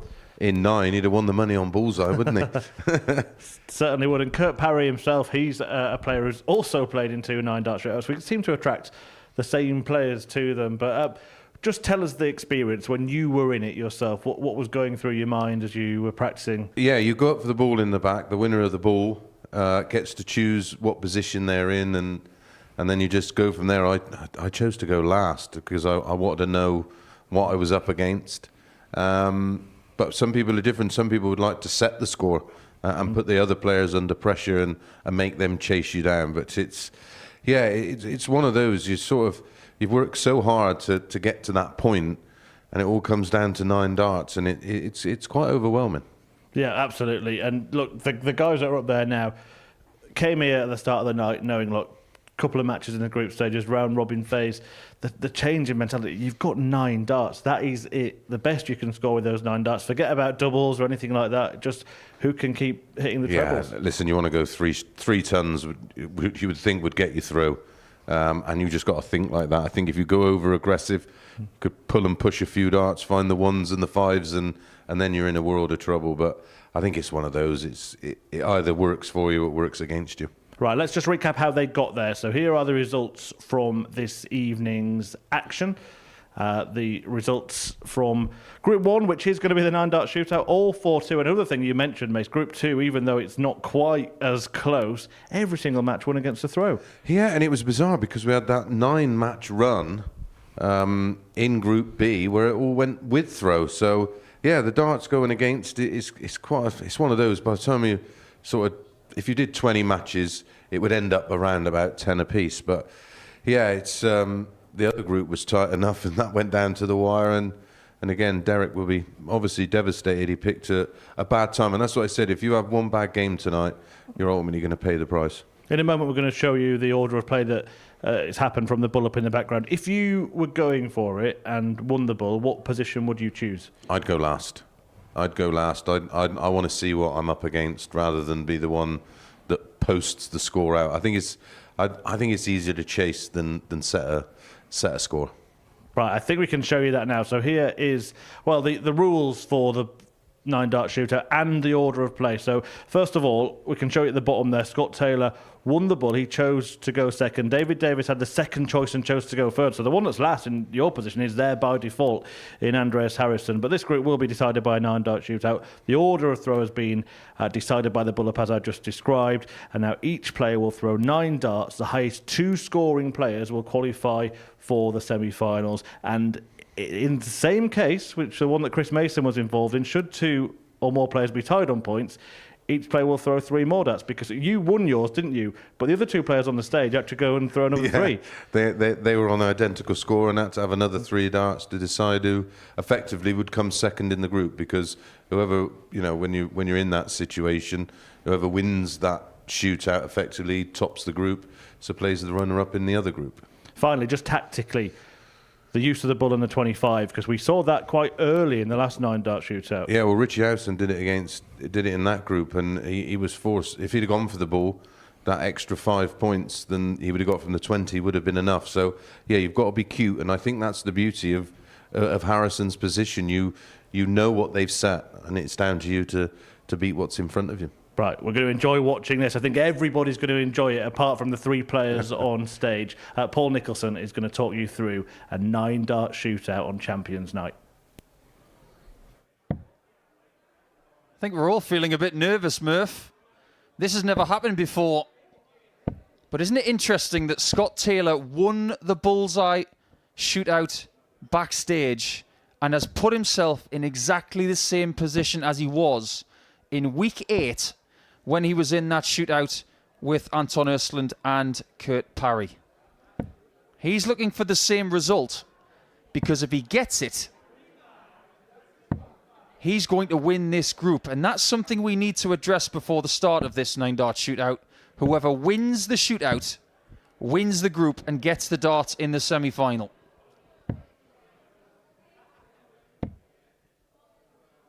Whoever is second, they will finish second in the group and not Ladies have and the gentlemen, darts. it's now time for the 9-dart shootout. Each player will throw 9 darts, and the 2 players with the highest scores after 9 darts will progress to the semi-finals. It's going to be David to throw first. Game on. So here we go then. David Davis in his first 9-dart shootout. What a time to have it. He has to set the total. And it's a brilliant start. 140.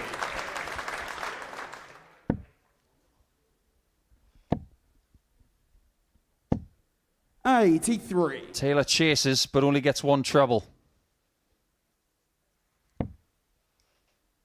Harrison has never been here either.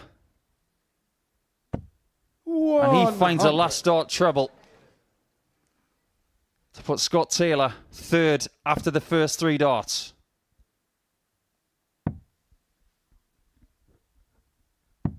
$96. That is a really good backup score from the Welshman.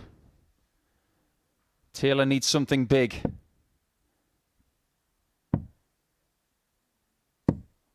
That 39. is a disaster.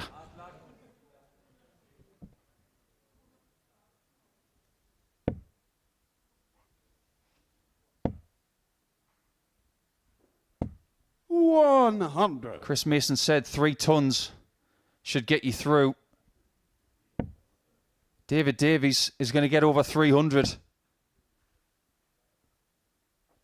Well over 300. Davies is safe.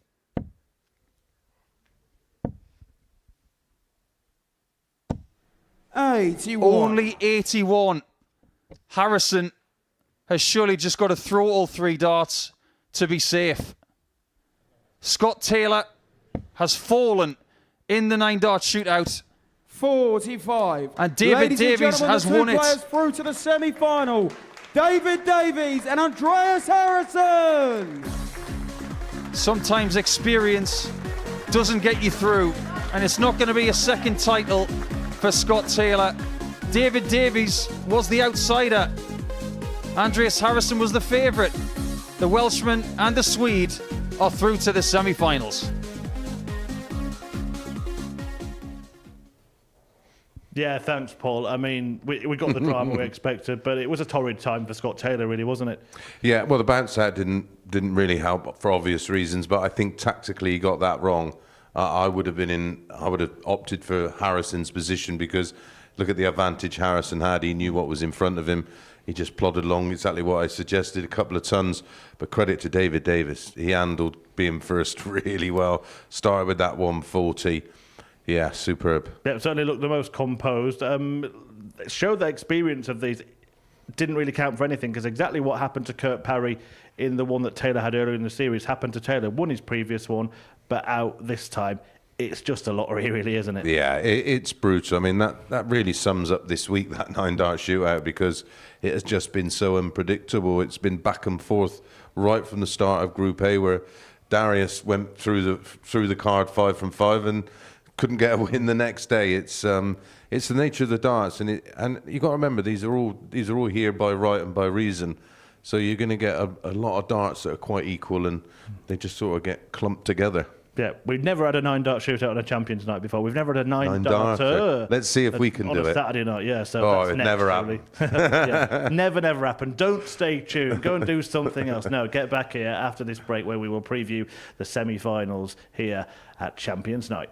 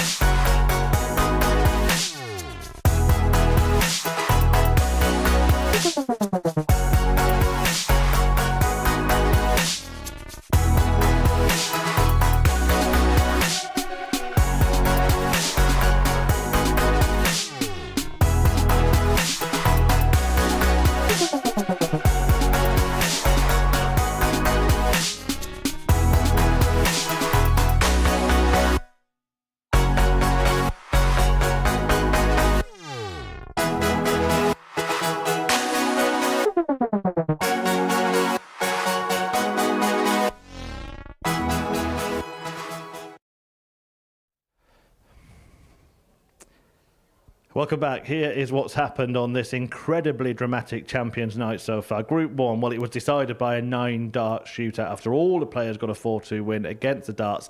In the 9-dart shootout, Scott Taylor was the player to bow out. David Davis and Andreas Harrison going through. Davis stormed the 9-dart shootout, really, so therefore wins that group. He'll take on Tom Sykes in the first semi-final. Sykes going through with Darius Labanauskas after Derek Coulson's night just fell apart in that final match, beaten 4-1 by Labanauskas. Chris and Paul are with me. I mean, where to start, gentlemen? It seems a long time since we were previewing this evening, and it has delivered, but I had Chris Mason's reaction to the 9-dart shootout. We'll start there, Paul. It just didn't happen for Scott Taylor, but David Davis was exceptional, wasn't he? Yeah, it really was. Led the charge and showed that he was not going to be defeated. I don't know what it is about David on Saturday nights over the last few weeks, because it seems like he's got the knack of doing the right things at the right times. He's found some great scores, some great checkouts, and he was under pressure to put a number out there, and he was indestructible in that 9-dart shootout. He's going to get so much confidence from that, because when you perform under the biggest of pressures and you still have to do things, you're going to say to yourself, I can keep doing this. Where would you want to be in that scenario? Because I wouldn't want to be P1 because I think that position's loaded with pressure. I think if you're first, you can set the total from the very first visit. But even you, after that, you know what you've got to do. There's an element of chasing or setting targets. I think I would rather be early. I'd rather set targets and not... For instance, if I needed a 20, or if I needed something slightly more than a 20 with the last start to get through, I'd feel pretty nervous going for a 25 or a 20. But if I was the person who was setting that total, I'd feel more confident doing that. But I think it's subjective. Yeah, because Scott put himself in position 2. I think that was a mistake. I would have... You either go first, like you say, and set a number, or you put yourself in Andreas's position where you ultimately... You're the last person to throw. You have control because you're the one that knows what you've got to hit. Do you think he kind of edged his bets there? Yeah, maybe. Didn't want to put himself in a I think maybe he didn't position. know whether he wanted to go first, second, and he thought, just put me in the middle. You know, maybe. I was adamant of, right, I know where I want to go. Yeah, I think that's right. I think it's a case of it worked before, so let's just do it again. I mean, he's done well to win the bullseye backstage and have the choice. And we can say whatever we want, and people can say whatever they want to him when he goes back to Bolton. But he had the choice. He decided to stay with the plan from the last time. It worked last time. It didn't work this time. But sometimes going second is seen as the safe place to be because you don't set the target from number one, and you don't have to hit the last shot. Just so happens that Andreas Harrison only needed 4 points in that last visit. Yeah, I was a little bit disappointed he didn't just go for a big 4. We're just looking at it here, this moment here where he's got one just above the treble. I don't know if it came out of the treble or not. Maybe hit the wire. But is that the moment he knows it's not my night? Yeah, I mean, it was a poor initial visit anyway. And Andreas is behind him thinking, just steady tons. You know, just that would be my play. Just ton it. If you throw 9 darts and score 300 and you can't get through, you hold your hands up and go, very well played, lads. Yeah, look at what Davies does here. He has one bad dart in the entire 9-dart shootout, but I think one of the best darts in that whole thing was Andreas's third dart. He has 2 20s, and then he somehow gets a third dart 60, and that puts pressure on Scott Taylor immediately. £722 on bronze bully, that. He was determined to get as high as he could, though, because Harrison could have just thrown one dart here and walked off, said thank you very much, but he carried on, didn't he? He knows he's through with that 5. Well, you can see the face. Scott is thinking, what are you doing? He's already shaking hands with David Davis as Harrison's still throwing. Yeah, tough for him to take, but it's been another good week for Scott Taylor. Let's just talk about the whole night in general, because every player that's in the semi-finals has lost. Who is going to be the most confident out of the 4? Yeah, but if you look at it from the glasses half full, everybody's won as well. It's a strange night because everything's been won against the throw, so much for having the darts, and everybody's won and lost a game. So it's just as even as it was at the very start. Does experience come into this now?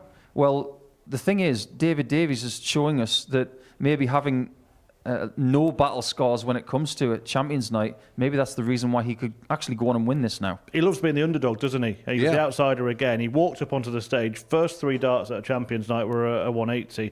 Goes on to get this win over Scott Taylor. Straight away he's showing, don't write me off. Yeah, well, the night he won it, he was fairly vocal in the way he reacted to the fact that me and Paul sort of may not have felt he was going to win that week, only really because he was in that group with Nico Springer, who did amazing things that week, back-to-back 100-odd averages, 108 and 110, I think it was, or 110 and 112. But he was quite bullish, and I like that. I like a player coming out of his shell a little bit and showing us that he's confident. And he's proven it yet again, which, listen, you can only admire and say fair play. But my worry coming into tonight was the fact that his numbers in qualification for tonight's final was the lowest of all the players. But I also, as did Paul say, darts is all on the night. If you get it right on the night, it's yours to win. That now means, of course, that there's only one player left in who could do what Luke Littler did and win it twice, Andreas Harrison. Is there, and I'm going to steal a phrase off Chris Mason here, is there a chance that his name's on pot destiny? Because he's kind of fallen through from Group A, and again, by virtue of a 9-dart shootout tonight. Yeah, I mean, has he played well tonight? Not by any stretch of the imagination. He's still in the semi-finals, still got a chance. And there's only one person who's won Group A in Champions Week who's gone on to win the title, and that's Littler from Series 3. So he's trying to mirror what Luke has done. But when Littler was winning that, he was bulldozing people. He was toying with people. Andreas is doing anything but that. He is clawing his way through to these latter stages. If he doesn't perform against Darius in the second semi, he will lose. It's as simple as that. At least the three players in an undart shootout had some control over their own fate. Tom Sykes was sat in the practice room not knowing what to think. Where will his head be at now? He qualified on the very last game of the night and had to win, of course, which didn't look likely throughout many stages of that individual match. And then come tonight, wins a game, loses a game, and you're thinking, he's out. And then he was in. It's just... He could equally think like Andreas is, my name's on pop, lad. You know, it's just because everything he's dodged more bullets than Clint Eastwood. Well, in the end, that 120's got him through, hasn't it? Yeah, and he's got the right accent for that, by the way, because he is from Yorkshire. But I'm starting to get shades with Tom's story tonight of Paul Hogan and Devin Peterson from earlier in the series. Hogan needed one leg to make Saturday, and Peterson could have got rid of him. He didn't. Then less than 24 hours later, Hogan is actually beating Peterson in the final. So we could have the same sort of situation going on here with Tom. The thing is, you've got to make Saturday. That's the mission. Then your next one is to make the semi-finals. These four players have done that now. Now it's a very short format knockout tournament, and things change. And what about Darius Labanauskas, Mace? You just can't shake him off, can you? Yeah, he was my pick for that very reason. I wasn't convinced across a 15-match Group A campaign, especially with the type of players that were in there, real explosive players that could sort of draw him in and take points off of him. But in a scenario like this, I quite fancy him because it's not too many matches. He can sort of plot his course. He knows what he's got to do in his mind. Right, just keep winning, and tell me when to stop. And I think that suits Darius's mentality, but also his style of play. I think tonight's perfect for him, which is why I picked him. I'm not necessarily saying he's the best player in the field tonight. I don't think he was, but that's only one element to winning. And he's been to a world quarter-final at the Ali Pali. This won't faze him, will it? Not at all. I don't think anything phases him, really. He just wants to win wherever he goes, and he has this solid attitude of, I will do my best every single dart. He's so deliberate and stone-faced and very respectful as well. He would be a fabulous champion for us to have here, and it might be a parting shot because I can fully see Darius going back to the tour in as little as 6 or 7 weeks. Right, let's just remind you of the order of play. This is the lineup for the semi-finals and what's happened before it to get there. David Davis taking on Tom Sykes in the first. Darius Labanauskas against Andreas Harrison. Is there any player there that's particularly sort of happy with their draw? Sorry, Paul. I think Tom and David would be more than happy to play each other. And I think Darius and Andreas, they'll know each other well enough. They won't mind that either. And there's supposed to be an advantage, of course. If you win your group, you throw first in the semis. So much for that. I mean, in times gone by, if it was long format darts, sometimes you would give the darts away to try and attack from the off, but not in this format. It's supposed to be a benefit.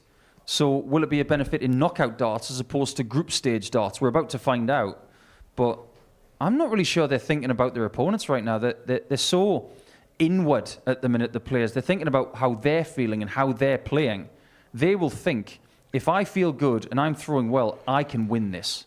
Have we got two semi-finals where actually the opponent will suit each other because they play the game in similar ways? Yeah, I think for Tom, he'd prefer someone a little quicker. Not that David's slow at all, but Darius and Andreas, very similar pace, very similar style. And we'll have a look over their matches, of course, in Group A. And because someone like Tom and Scott, they matched up beautifully, which is probably why they had so many great matches. That is exactly what I was going to say, because if you have Tom Sykes in that position in the semi-finals and he had his pick, he'd say, Scott, I'll play him. For two reasons. One, I want to get him back on a Champions Night. Secondly, I like his pace, and I've got a good record against him this week. He hasn't got that, though. He's got Di Davies. Right, Paul, you started the night by saying we've never had a 9-dart shootout on finals night. What else have we never had, Paul? Well, we've never had a Lithuanian winner. We have had a Swedish winner. And we have never had a Welsh winner. So there are still plenty of possibilities. Oh, yeah, and a 9-darter. That's what you were meant to say. Right, we might get one in the semi-finals or maybe even the final. And the semis are about to get started. Strap yourselves in.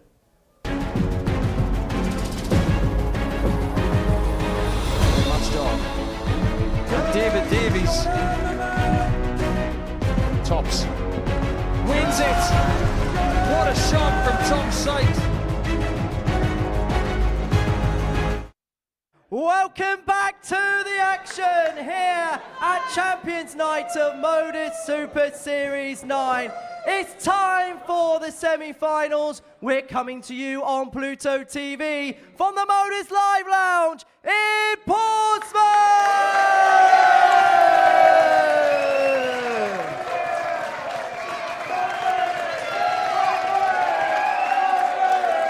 Let's toe the hockey and let's meet the semi-finalists. First of all, can you please welcome a winner on the WDF Tour, the ADC Welsh Belt Champion, David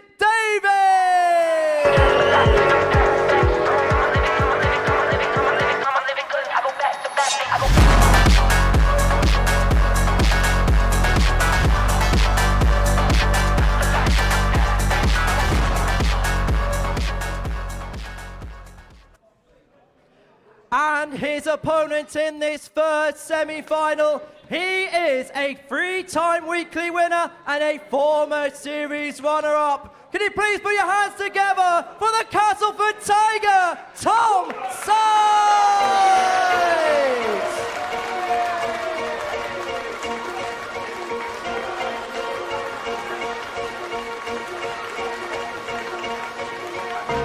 I am number one, not number two.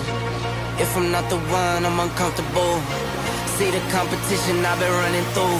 Leveled up, I only see him in my rear view. Switch. Yeah, I'm ballin'. Yeah, I'm ballin'. Been ballin'.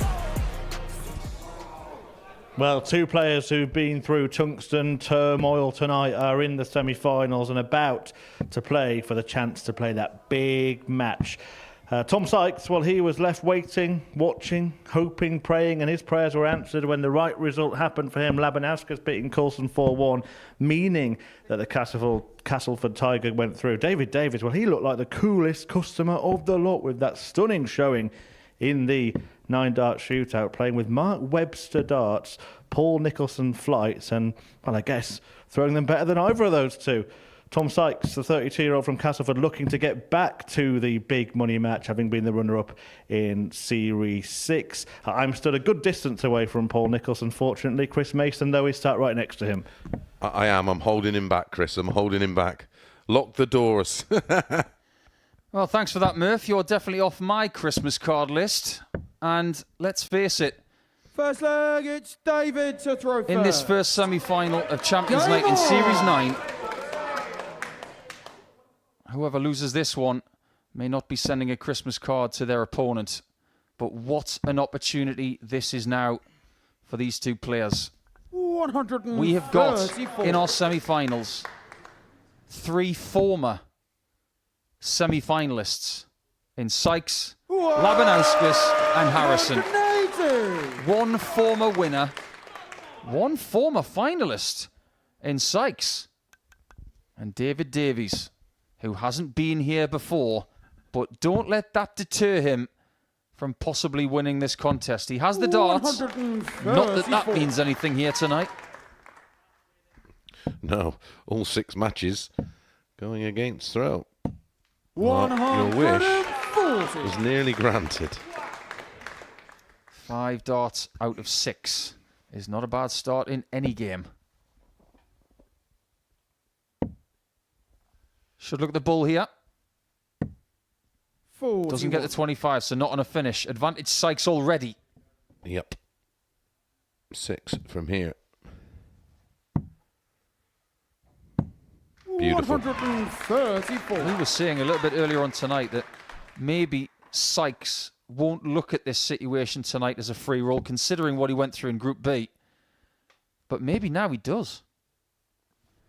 Because he could have easily lost out in Group 2. Yep. There was a lot of jeopardy 140. throughout the week. Tommy required 47. Made its way over to tonight, but that's a beautiful 11 dart breaker throw. Now, this version of Tom Sykes Second is why leg, we, it's Tom to throw first. well, heap Game praise on. on him.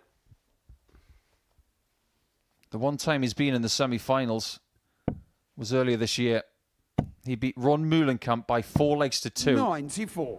He was easily the best player in that match that included 4 maximums, and he did so against the darts. 96. Well, that all-important break he has secured in leg 1. First dart right now is delicious. 123. It's on the end of a piece of string, isn't it? That is a lovely feeling.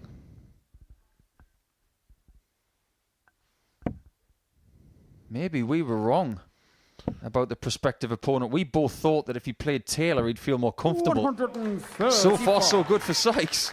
Well, Paul Lim, Nico, in his WDF semi-final is 4-0 up against Jason Brandon, the number 11 seed, in a race to 5 sets.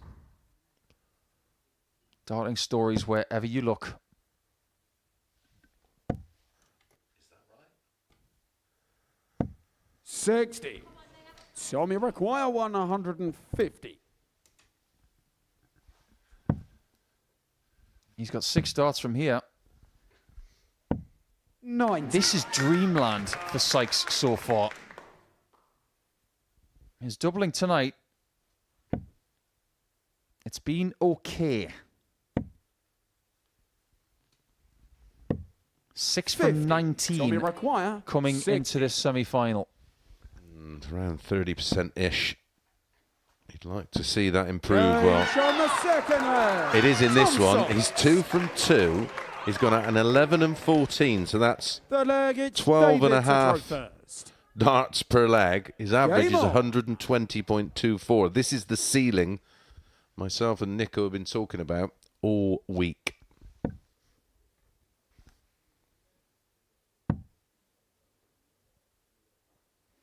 $115. The kind of standard that I was referencing earlier for Sykes. It's a game that he had to win 97. on Champions Night in Series 6 because he beat Rhys Colley 4-2 with an average of 106.55. That's one of the best performances we've ever seen on a Champions Night. 48. It's in the locker. It's just a question of whether Davies can create the right chances for himself when Sykes is doing the same sort of stuff. But if we may be fair, 140. this is so much better than that.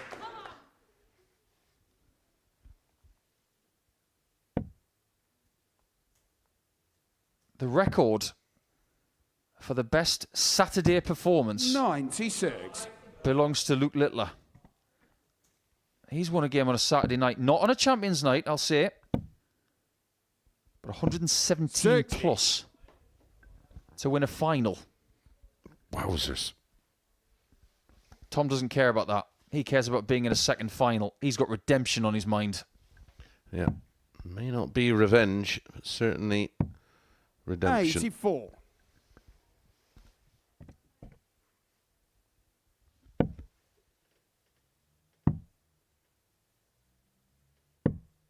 $64. David, you require 158. He's got to get on the board pretty soon. Otherwise, he's going to leave himself with too much to do.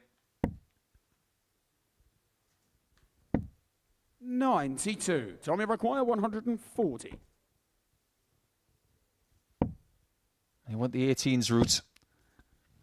And now Davies is forced to take that 66 out. If he doesn't, 68 remaining. 92. 48. David, he requires If 66. He gets a go.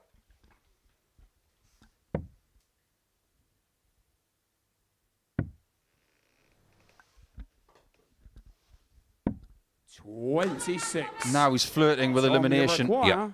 48. The double so far, perfect. Game what a dart that is. Well, he's turned perfect, Nico. 3 from 4. Fourth leg, it's Tom to throw The way first. his darts lay across, I was almost Game sure he on. was going to go 8 tops. And more bad news for David Davis. Sykes has the throw in leg 4. This could be a bit of a thumping. 43. Knockout darts is a whole different ball game. It's not about margins. It's just about getting the W all of a sudden. 137. He will not give up. He will still believe he can do this. But Sykes has been insatiable. 180. 180, number 2, an average as he's approaching halfway through leg 4, 105.67, 75% on the doubles, couple of 180s, couple of 130s, couple of 130 pluses. This is how you make a final. It's almost as if someone's let him off the leash. 140. And if he was a video game right now, considering his hair colour, he'd be Red Dead Redemption. Because Redemption is exactly what he's after. Oh, he's not done yet, though. 180. Good man. Or is he? Tommy Require 138. He might be done. Stick a fork in him. The game was almost done. 140. Thickness of a wire away. David, you require 50. That's one dart missed for the final. That's one dart missed at the single. Yeah, he's going to have to burn a dart. Well, he's burnt one. He's going to burn another to get one dart at double 16. 18. Tommy Require. Dreamland for 24. Sykes. Only one more thing to do. And that was it. That was simply unbelievable. He only just made it through to the semi-finals, but now he's off the leash, and Sykes is in his second final on a Champions Night of the Modus Super Series. His dad just needs a hug. Go and give him one, Tom. He's still got more work to do, though. But when you see the average of that performance, that is one of, if not the best performances that you've ever seen on a Champions Night. Look at that. He missed 2 darts at a double and still averaged over 107. I'm sure he's got plenty in the tank because yet again, we have gone against the darts. We've got another semi-final to come. It's all Nordic and Baltic as Darius Labanauskas takes on Andreas Harrison.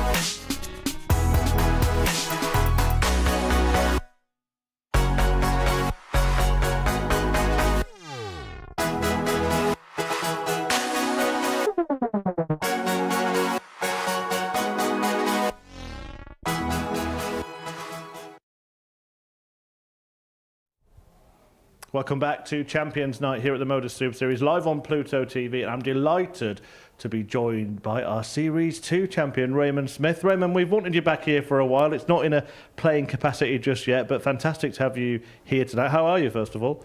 Yeah, I'm doing really well. Everything's moving in the right direction, so pretty happy. Let's talk about your experience here before we talk a little bit about yourself now and tonight, of course, which has been dramatic. But what are your memories of that victory you had on that stage behind us?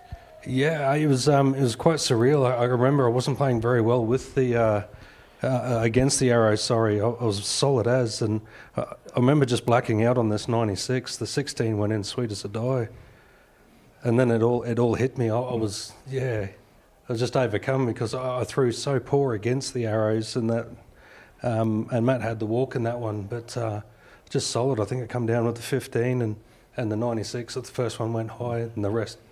Yeah, I don't remember much of it until it hit it. We've just seen you there. You did something that Paul Nicholson always talks about. You handed your darts straight away to a kid on the front row, Mackenzie, who always comes on a Saturday night to the Super Series. You're a big supporter of youth darts and youth development, aren't you? Yeah, absolutely. I mean, we've got to keep the kids in there. And I saw Mackenzie here tonight again, and he was still chuffed. We had a bit of a yarn about how he's going, and I still follow him on Facebook and keep up to date with them all. And that's interesting because following you, a certain Luke Littler, 16 years of age, got his name on that trophy twice. Yeah, and how good has he been for the game of darts? And I mean, I think we're just talking off air about how much heat everyone was copping, and then probably the best thing in the world for darts, isn't it? Just talking about that trophy, what did it mean to you to win here, to have that moment? What did it do for you, your reputation and your career? I did heaps. Like I got a lot of positive feedback, a lot of followers. A lot of players in Australia are starting to come up and ask questions, and that's probably one thing that Australian darts has been really poor about, and that's sharing information and people asking for help, and yeah, we got a lot of it, and I think we see that the standard of Australian darts is starting to go up. Things have changed a little bit around here since you were here. What are your impressions of how things are and tonight in general, because it's been a lot of fun? Yeah, absolutely, and that's one thing I do remember about the final that I played in. It was a lot of fun, but I talked to everybody back home about how good this arena is. It's probably the best place in the world to play darts, and yeah, it's getting better and better every time I come, so I think I'm going to have to keep coming more. Yeah, and you've experienced something that not many people see, a front row seat for a 9-dart shooter. How nerve-wracking must that have been for the players on the stage? Yeah, absolutely. I mean, one mistake and you saw one bounce out probably cost Scott there. So it's it'd be very very interesting and 9-dart shootout. Yeah. Stunning performance we just saw from Tom Sykes to get to a final now for a second time. He played really well there, didn't he? Oh, he's fantastic. His first dart was on point. So if you can get your first dart singing, then the game comes really well. But he stayed balanced through the whole game. So even in points where he wasn't hitting a treble, he was still patient and stuck with it. And then they kept coming in bunches. Can't complain to the 107. Any thoughts on this second semi-final, Andreas, who of course has done what you did and won this series before, and Darius Labanauskas, two very, very good players? Yeah, absolutely. I mean, Andreas is a rhythm player and a flow player, whereas Darius is more of a grinder. So I think it'll be a war of attrition, this one here. Just whoever gets into the pace of the game earlier will have the advantage. Just finally, in a way, you're still the defending champion because you haven't been back since winning that second series. Can we expect to see you here on the stage in 2025? Yeah, absolutely. It's definitely one of my motivating factors at the moment. So coming over here, I didn't bring my darts with me. I've sat through Lakeside, and now here tonight, and I've got to say I'm growing my fangs again. So I'm pretty keen. We look forward to it. Thanks for talking to us. Thanks for being here tonight. Raymond Smith, winner of Series 2. Tonight we're going to find out who will be the winner of Series 9. And the second semi-final is about to get started.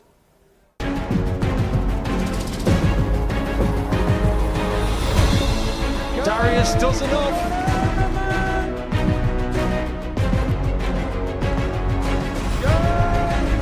We've got history. Welcome back to the action. It's time for our second semi-final here at Champions Night of Modus Super Series 9. We are coming to you on Pluto TV from the Modus Live Lounge in Portsmouth!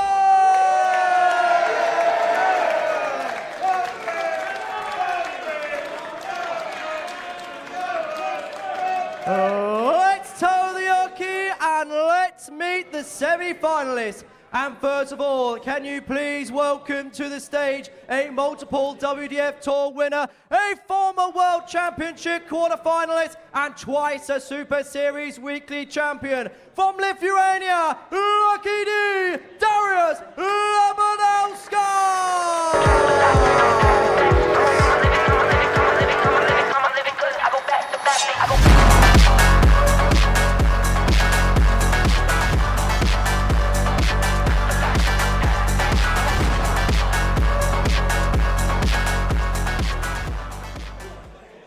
and his opponent.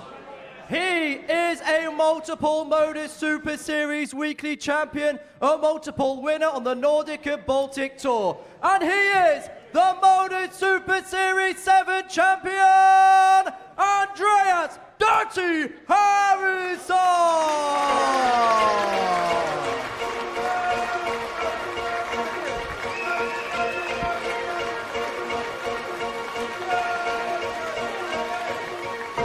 I am number one, not number two.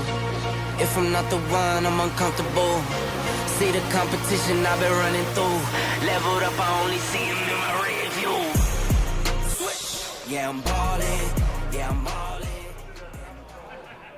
So who will set up a showdown with Tom Sykes in the final of Modus Super Series 9? Will it be the man who won a couple of series ago, Andreas Harrison, in thrilling fashion? But this Champions Night certainly is rivaling that one for drama and entertainment. Or will it be Lithuania's Darius Labanauskas who leaves his legacy at the Live Lounge tonight? A chance for him to get through to a big final, an opportunity to win £25,000. Can he do it for the first time? Can Harrison do it again? 4 legs required to take on Sykes in the final. Chris Mason and Paul Nicholson will talk you through them. Well, Nico, I've got some groundbreaking metrics and evidence that gives me every reason to believe I know the winner of this game. Please enlighten us. First leg, it's Darius. Everybody who's had the throw tonight has lost. That's it. It is fairly groundbreaking that we've had 7 games and they've all gone against the darts. If that continues, Andreas will be in another final with someone who's already in their second final. Yeah, nobody's going to want to win the bull up to decide who throws first in the final. 140. Now let's go back to Series 7, the night that Andreas Harrison did win. He beat Bo Greaves in that semi by 4 legs to 3. 94. Darius lost to Cam Crabtree, the ultimate finalist, who lost out by the finest of margins to this man from Sweden. But Darius is the only person left who can put another country on the trophy, because Sweden have already got Andreas's name on there, and England already have Conan, Whitehead, they have Luke Littler, they have Scott Taylor. But Darius is out of the blocks. 45. And this is exactly what Sykes did Darius, you require 127. in his semi-final against Di Davies.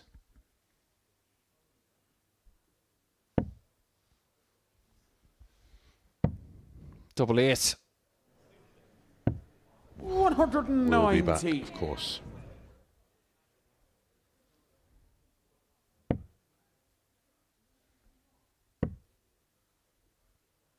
I think the cheer squads 95. for these two players is a total of 1 person. That's the partner of Harrison. This man flies solo. And is 1-0 up. First leg, Darius Labanauskas.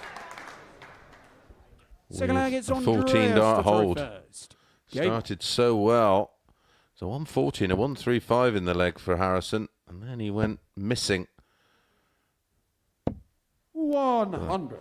Could be down to the pressure applied by his opponent. All the people who have been defeated tonight are still in the building, wanting to see who does actually get their hands on the title. But that 14-dart start for Labanauskas was very apt.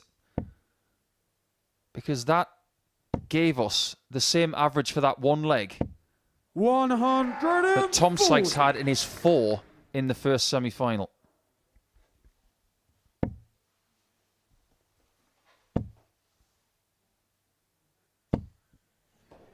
This game is what the Modus Super Series is all about, getting people from different countries to come and beat each other up on the dartboard. But these two know each other really well. They've been on the same tours as each other for quite a few years.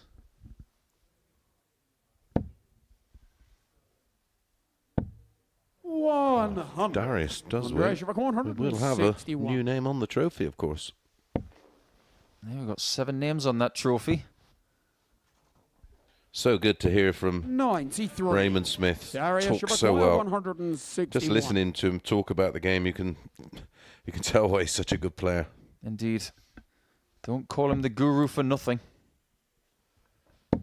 45. True story. Andreas Uruguay, 68. Double 16. That is a brilliant answer from Harrison. 5 visit legs for the first 2 battles in what could be a 7-leg match quite easily. Game on. Lowest winning average of the night, Paul, 88.09, then 88.73, then 91.67, 92.20, 92.11, 92.23, 93.56, and that wonderful 107.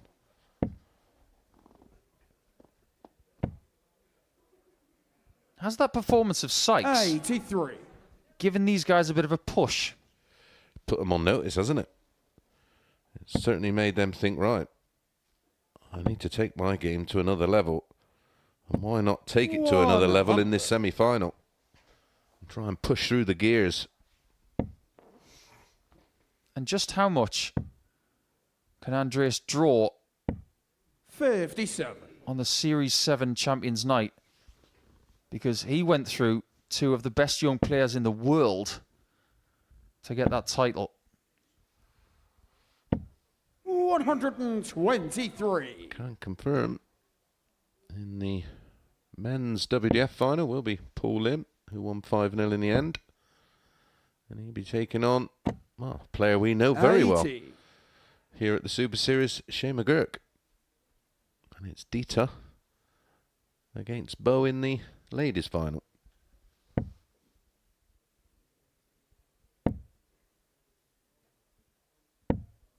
That is a lovely switch. Yeah. He's so switched on. I don't think I've ever seen Darius tired. It tells me that he does all of the prep right every time. 41. Yeah, it tells me he's a Darius, seriously hard-working player.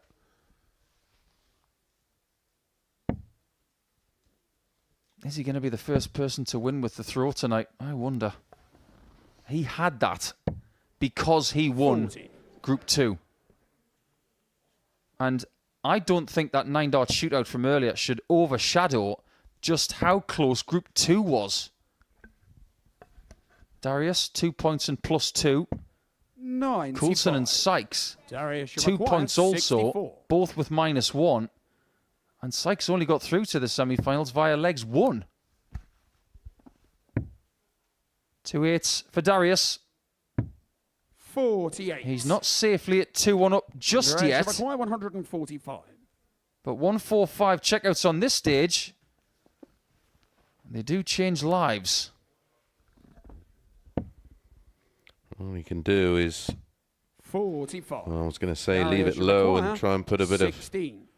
of pressure on Darius, but I'm not sure that visit was enough.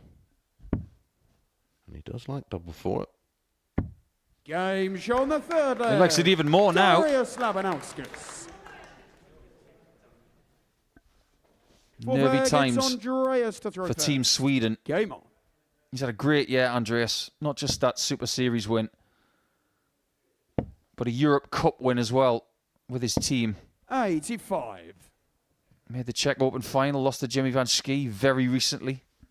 Wherever he's gone, he's been ultra competitive, but he does not like not winning. 100. And in the boys' final, it'll be Archie Self against Jensen Walker. And in the girls' final, 100. it will be Paige Pauling against Sophie McKinley. Yeah, Sophie's had a fantastic tournament. Paige was wonderful today, wasn't she? Had a 157 checkout to win her match. Actually, I got it wrong. It was Bo that beat Dita and Sophie that beat Lorena, wasn't it? So it's Bo against Sophie in the final. So, yeah, what a tournament Sophie's had. She's in the 60. women's final and the girls. Yeah, she's got 2 finals tomorrow, but there's only going to Busy be girl. 1 final tonight, and it's the final. The one that we've been looking forward to for months. 100. Well, we had a feeling it was going to be special, and it's not disappointed.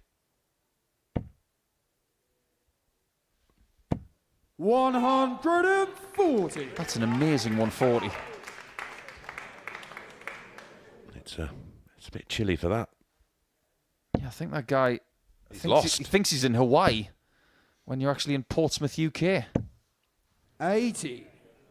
Andreas Shabakwaya, 160. If Andreas doesn't hit this, he might be lost. Tops for 2-2. Game shot. It's wonderful, and it's the first reaction of the week from Harrison. He is aware, and I like that. Just sort of acknowledging each other. Nice shot. Game on. It's the Nordic and Baltic way. Just pass each other on the street. One nod, move on. 100. Men of very few words, but many, many trebles.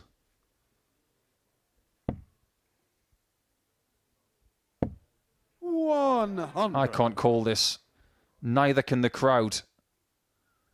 I wonder what that practice room is like right now because there's only one person in it. Nobody told me the Mitchell brothers were coming. 57. Interesting dart there from Darius. He was on 401. 2 single 20s, and his first reaction, go to the 17s. If I get the treble or the single, I can still leave a finish after 9. Yeah. Who says you can't teach an old dog new tricks? Don't know how long. Well, as long as we've been doing 42. commentary together, we've been telling players, use the 17 more. Oh, he's starting to find it now, isn't he? Look at that for a 180. So you wouldn't have been able to do that years ago. There wouldn't have been enough room. Although they didn't make darts like that years ago, that's for sure. In fact, I think the first person to have darts like that of any sort was Paul Lim.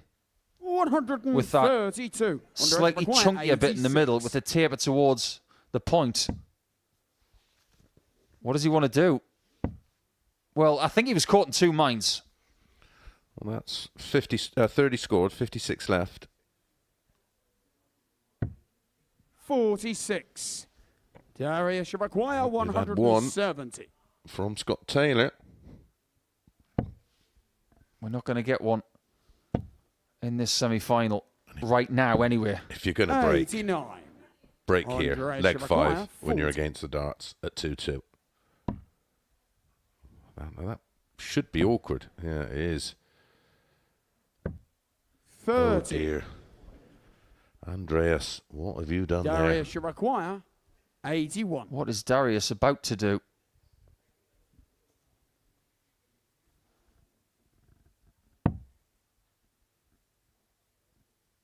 He does get a shot at the bullseye. 56. Not close enough. Andreas Shabakwaya, He missed tops twice, did Harrison. Go next door. He's going around the houses. Is anybody home? game shot. It was double 2 Fifth. that actually gave him the victory against Bo Greaves in that semi-final a few months back. It's come to his rescue once again. But it's not to win this Game on. semi-final. It's just to have the darts in leg 6 to maybe serve this out and make that second final of the year. 81. Only one person in the history of the Modus Super Series has won Group A in Champions Week twice. That's the Swede. He did that this week. Oh, I was just about to say what it does, and then watched 125. Darius plant 2 in the red bit.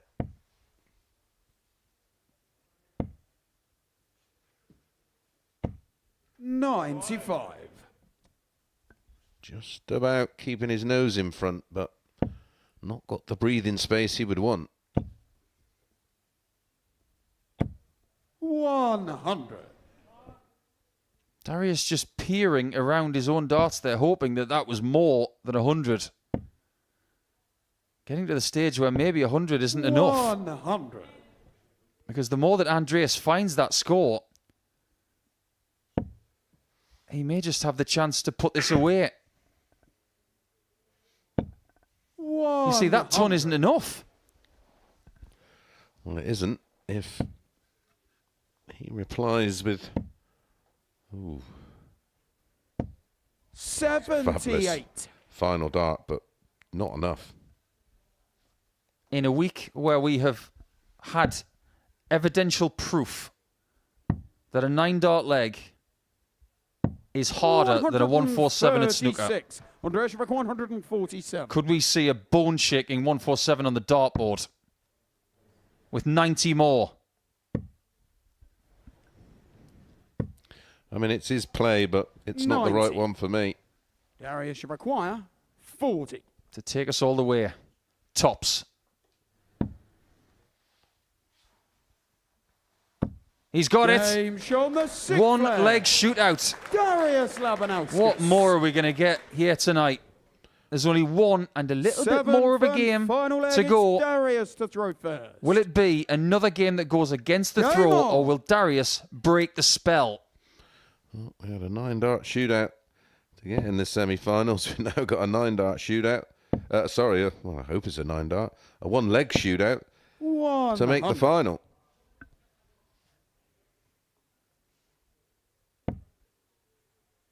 When Harrison did win that semi-final against Greaves, it was 4-3.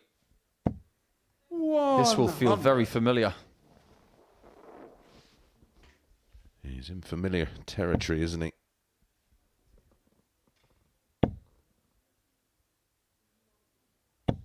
$140. Is this going to be a classic Darius leg where he leaves 161 after 9, leaves himself on a 2-darter after 12, gets a chance and just puts it away? 100. Yeah. Ton parks up a 137, takes double 12 out. Check his veins for antifreeze. 140. He is that cool.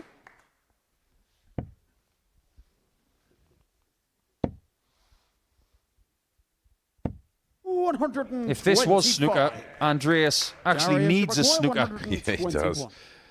He is behind the bulk line and in a world of trouble. Double 18. 85. Andreas can't pinch this leg at this visit. That would have been for a 12-darter and forcing Andreas in. Well, you'd have had to hit a 9 to win the leg and progress. 100. Well, if you believe it, Require 36. whose name is on the pot?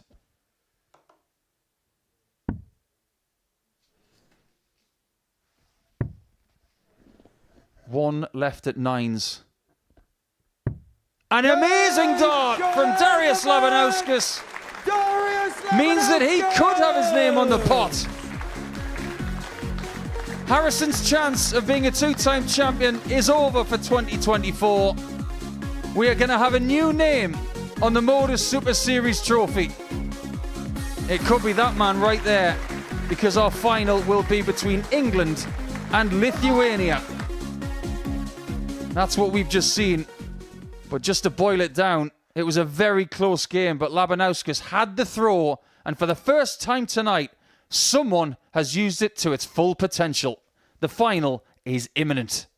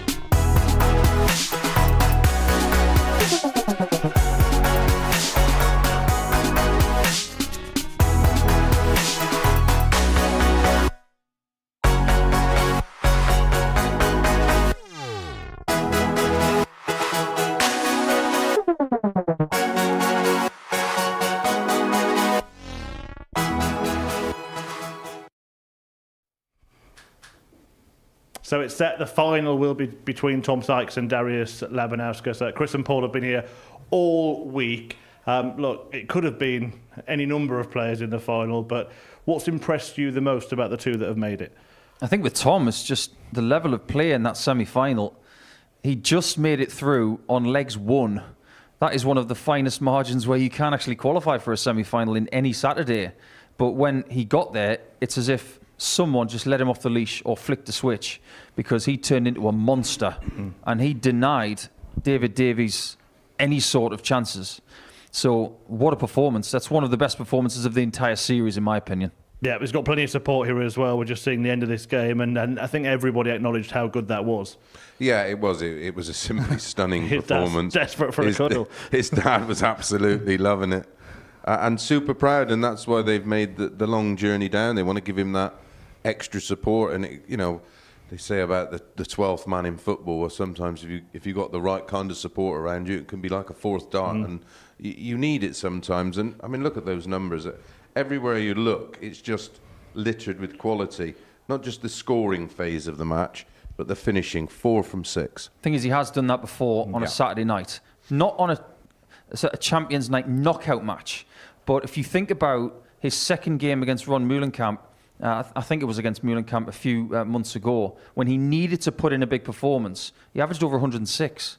So we shouldn't really be surprised by that. It's in the locker. It's just sometimes, in order to get it out, you've got to squeeze them as tightly as you can, and it came out in the right moment. Yeah, it certainly did. A stunning performance, and really maybe the first one tonight that set a standard and said to everybody else, I'm the one to beat. Yeah, he put down a bit of a marker, and I think Paul brought it up in the other semi-final, the second semi-final, where Andreas was taking on Darius. You could almost see they were sort of on notice and were maybe just trying to push a little bit too hard. But yeah, that's a stunning performance from Tom, and it gives him the confidence he's going to need in the final. What did you make of the performance from Darius Labanauskas in getting through? Typical. Simple as that, really. You know what you're going to get from Darius. He's ice cold. He is, and I called him a stainless steel Easter egg this week because he's that hard to crack. Because the way he approached that last leg, it's as if it was the first leg of the week, not the last leg of a semi-final. The ability to be that good under pressure and to hit a shot like that 9-9, let me tell you, that is a really hard shot, because if he misses that, he could easily lose. Yeah, it was a 1 in 10 shot. I mean, that's you got to think about the circumstances and where he is and what he's doing. It's 3-3 in a match. Andreas is sat on 76 and likely to take out. You've got one dart in hand. It's not just a simple dart where you can use a guide. You've got to move along the hockey, changes the angle of ejection, changes the weight of throw, and he just does it so calmly. He never looks like he's got a care in the world, does he? No, but however he psychologically approaches this sport, it's perfect, absolutely perfect. Right, let's just recap what's happened. I don't think we've got enough time to do that, but we'll show you the results. All of the group games went against us through every player winning and losing a game. And in Group 1, all doing it by the same scoreline, meaning we did have our first ever Champions Night 9-dart shootout. And it was David Davis and Andreas Harrison that went through. Davis then losing 4-0 to that stunning performance from Tom Sykes. Labanauskas winning the last leg decider against Harrison. They play in the final. Just let's have a word on the players that bowed out in the semis. First of all, David Davis. How quickly his night changed from that brilliant 9-dart shootout showing to losing 4-0. What a roller coaster he's been on tonight. I think he deserves a lie-in tomorrow before he goes back to Wales, because so up, then down, then the adrenaline hit from the 9-dart shootout, and then he was hit with a hammer in that semi-final. But he has won just by making tonight. He put himself in the fray. Let's put it that way. And when he goes back to Wales, he'll be thinking, 2025, I'm going to win this. He will believe it like never before. And what about Andreas Harrison trying to get a second title? I mean, you guys have been saying it's going to be really hard for anybody to win this twice. You said no one will ever win it back to back, but he almost did it in sort of missed one, won one. Yeah. That kind of form. You can't time form. It's just one of those things. You can do all the prep work. You can get yourself as good as you can be, but sometimes you'll just have a week where you just feel unplayable, and then sometimes you'll have a week where you're just not quite at it. You're 75%, and I think it was evident from first thing Monday morning that that Andreas wasn't quite at it. He's not at the top of his game right now, which is why I just didn't fancy him for tonight. And the reason I fancied Darius, because he's of that solid game, that he doesn't panic, he doesn't flap, you don't get anything from him, and he just, this sounds like a criticism, but he plods. He plods, but his plod is a real high level. Darius's Saturday record is getting a little bit silly now because he's got 2 weekly titles this year. So his weekly record is impeccable. It's 100%. In a series final, he made the semis on debut. Now he's made the final. He's just really, really good under pressure. That's why he's got that Saturday record. And he will play in the last Modus Super Series match of 2024. Don't fear, there is still plenty more live darts to come. The ADC Global Championship getting underway on Monday, live here on Pluto TV. But now we want to tell you what's going to be happening here at the Live Lounge and live on Pluto TV in 2025. That is the entire calendar for the year, and there are some notable things to talk about. So starting back on January the 6th, Women's Week, the second Women's Week, that's going to be here at the Live Lounge, followed by a new concept in the League of Legends, and then special weeks are going to be put in between the series. So after 6 weeks of a series, then we will have a special week. Double Trouble 3 will be the first one, but if you look a little bit further down, international pairs will be happening in this venue next year. And we've also got, if you look over at August there, a Rising Stars Week. That's going to be players aged between 16 and 21. There's a lot to unpack there, Chris Mason, but this is a concept that's continued to evolve. What are your first reactions and takeaways from that? Yeah, I absolutely love it. It's something we've all spoke about for years, that when we have a venue like this, that's sorted.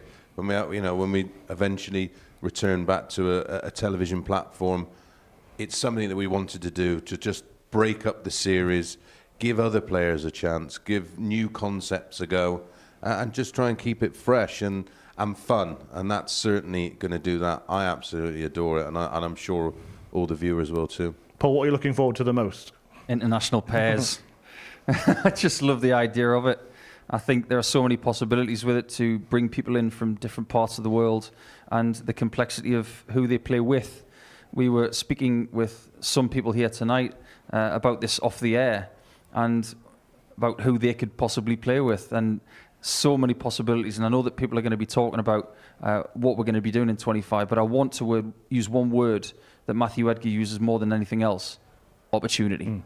Absolutely, and I'm surprised you said that, because you've had some experiences yourself of international pairs, World Cup of Darts. We're going to get you out of retirement to play with Simon? You've had a go at me about the flights tonight, and you've just gone with the pairs thing. I feel like I'm being roasted here. Simon Whitlock could potentially be playing here next year, maybe the year after. Getting the band back together, as Mace just suggested. Yeah. I think Mason might have something to say about that. Mace, but not this Mason. I've got my hands full. I'm playing in Legends. We could have Mason and Simon, of course, couldn't we? Look, Paul mentioned the word opportunity there, so a couple of Women's Weeks in there as well. The Rising Stars Week will be interesting, because the game seems to be very much about those teenage talents or the 20-somethings at the moment, doesn't it? Yeah, was it 16 to 21-year-old? Yeah, I think that's a fabulous concept. Give some players that are ambitious and fearless an opportunity. You only got to look out there on these nights, on Saturday nights when we allow a crowd in, how many young fans there is. And that age bracket is coming down and down and down and down. They want to play, they're keen to play, they watch this on the telly and they want a bit of the action. Well, let's just talk about what's happened here at the Modus Super Series before. We've done the future, let's do the past. This is the Roll of Honour for all of the champions of previous series. Conan White had the first. Raymond Smith, who we were so happy joined us in the studio not so long ago then. Luke Littler did his back-to-back feat. Jim McEwen, Scott Taylor, Andreas Harrison, who won't be getting his name on it again, not tonight, and then Marvin van Velzen. You know what I'm going to ask you now? Who joins them? Tom Sykes. I think he's going to mirror what Marvin did in the previous series by being third in Group A, by being third in Group B. And by the way, he only just got third in Group A to get into B. He only just made his way into Saturday, but now that he's in the final, I think it might just be him who's got his name on the pot. What are you expecting from this final? I will stick with my original pick at the top of the show and go with Darius. I think he's going to, if Tom continues to play like that, there's only one winner. But if he just comes off the top and feels a bit of the nerves because of the occasion. Darius would probably just have a little bit too much knowledge for him. There we go. Could go either way, but somebody is going to have a bit of a career-changing moment here. Tom Sykes and Darius Labanauskas going head-to-head for £25,000 and the right to be called a Super Series champion. The final is about to get started.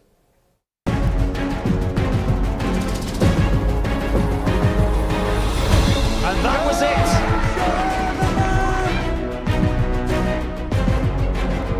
An amazing dart from Darius Labanauskas. This is it. This is the main event of the evening. It's time for the final of Champions Night here at Modus Super Series 9. Coming to you on Pluto TV from the Modus Live Lounge in Portsmouth!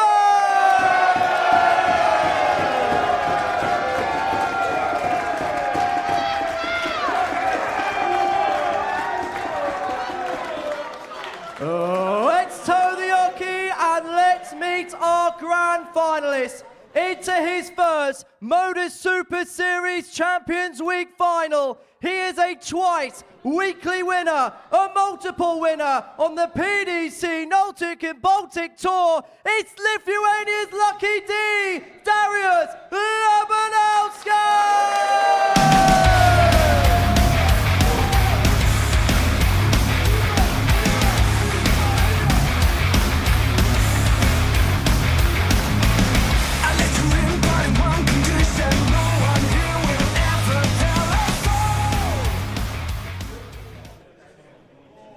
His opponent appearing in his second Modus Super Series Grand Final, a three-time weekly winner. Please welcome the Castleford Tiger, Tom Sykes!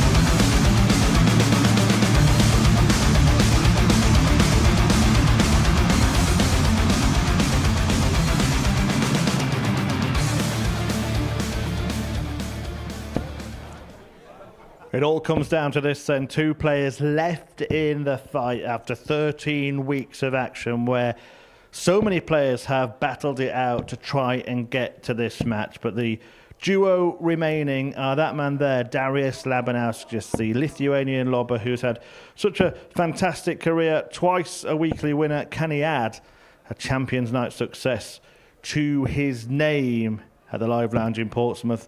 Or will the Yorkshireman Tom Sykes, 32 years of age, go one better than his previous Champions Night final when he was runner-up in Series 6? Will it be Lucky D's lucky day, or will Tom Sykes become the Castleford Tiger King? Let's find out in the company of Paul Nicholson and Chris Mason. First leg, it's Darius to throw first.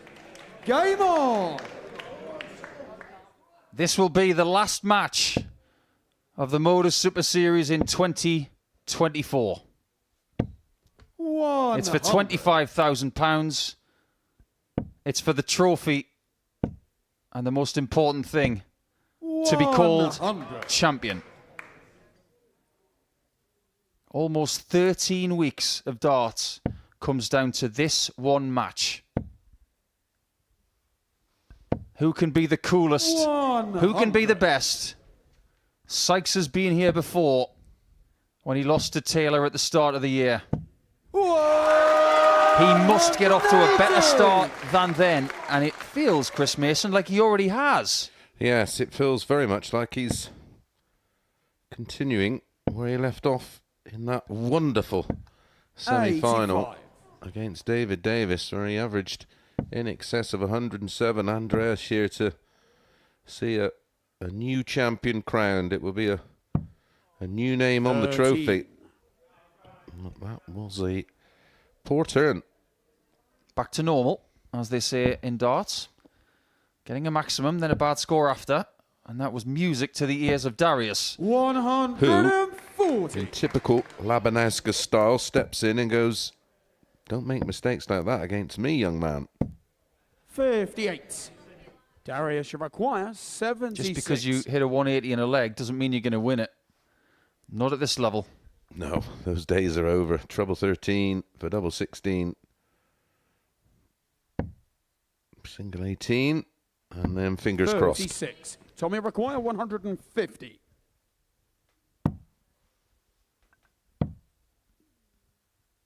Darius will come back for tops. Darius should require 40. He was good enough on his doubles in his semi-final. He gave himself lots of chances. That one is 20. not good enough. Tommy require Yeah, that's 60. very unlike. Darius Labanauskas is usually super reliable. Here's Tom's name on pot. Tom Sykes. Tom was on the back foot Second immediately leg, when he played Tom Scott to Taylor in the first. Series 6 final. Game on. He's now on the front foot after a minor scare. That immediate break gives him the impetus to do that. And if there are going to be lots of 180s from Sykes in this game, I can only see one winner. We've never had a Lithuanian winner, of course, because 100. Darius somewhat solely treks this continent, leading the march for 81. Lithuanian darts. But Tom has huge ambitions for the future. We don't know at this time of year whether the champion will be back to defend it in 2025 because they might be going somewhere else. Yeah, if they go to Q School and get a card, that's the end of that. And we bid them farewell and wish them well. We've had every possible result in Super Series finals over the last 2 and a bit years. 100. Two Tommy 4-0s. requires 60. Couple of 4-1s. Tom knows about those. 50. And he also knows how double fives can hurt. Because it was double five that Taylor hit to beat him just a few months back. He said he was on a path to redemption. 140. Maybe this Tommy double require 10. is part of the journey. Double 2. 8. Things could get sticky though if you Darius keep missing require doubles. 36.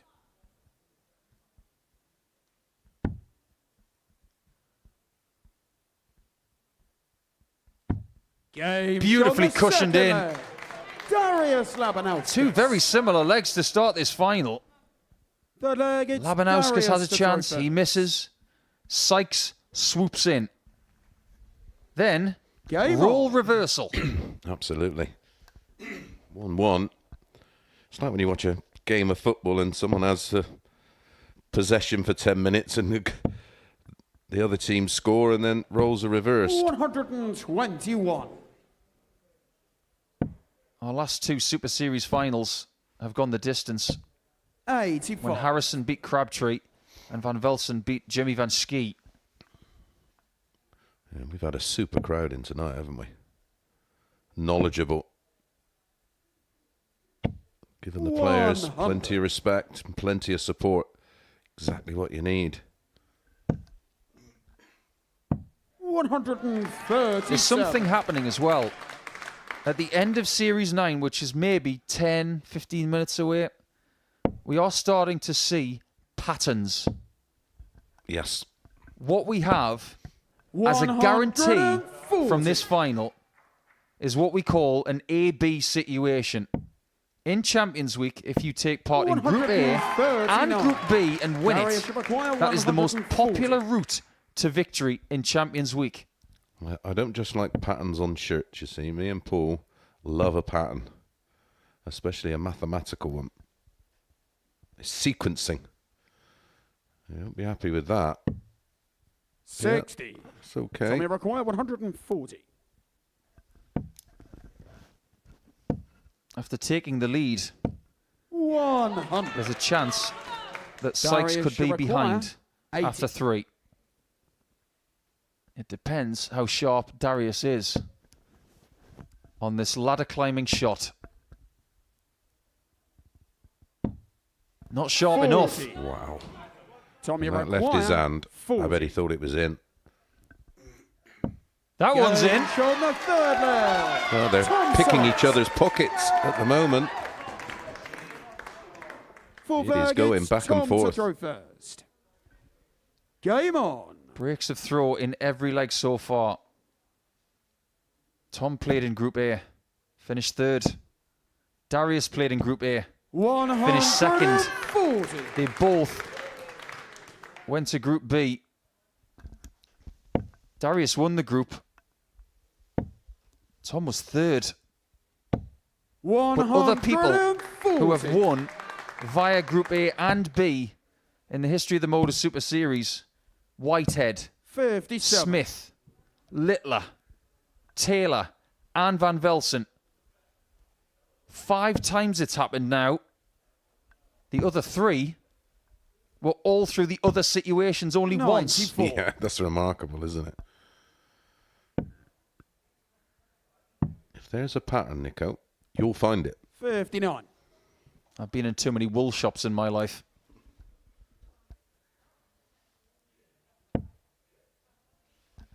Here's Darius going to hit straight back. Whoa! It's a battle of the break of throws. 180. These guys are loving this final. It's of a great standard. Back comes Sykes. 180. 5 Darius should require 180s in this 87. final. 4 from Tom. Needs this. Double 18. Oh my word, that's incredible from Darius. Darius Labanauskas. 11 darter just when he needs it. Both players, Nico, are into leg 5, averaging over the Game ton. on.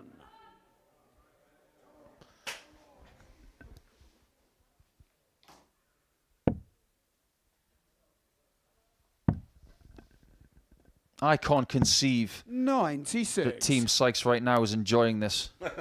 I can't conceive of it. No, they'll be enjoying this. 140. But I get what you're saying. It's just so many mixed emotions, isn't it? Interesting play from Labanauskas here. It's turned all Razma on us. 124. He's not known for razzmatazz. His lucky D. He does plod. 140. He is efficient. But it feels like he's trying to soak up everything that Sykes is hitting him with. Just so he can hit back. 96. You know, almost in a strange sort of way, enjoying it. We could be on the cusp of another break of throw. 140. For that to happen, he'd have to hit the 81. But how much pressure? Oh, we could have back-to-back 11 darters, but... We could. But 130. Ask and ye shall receive. Tommy require 81. Has to hit this by the looks of it. Double 12.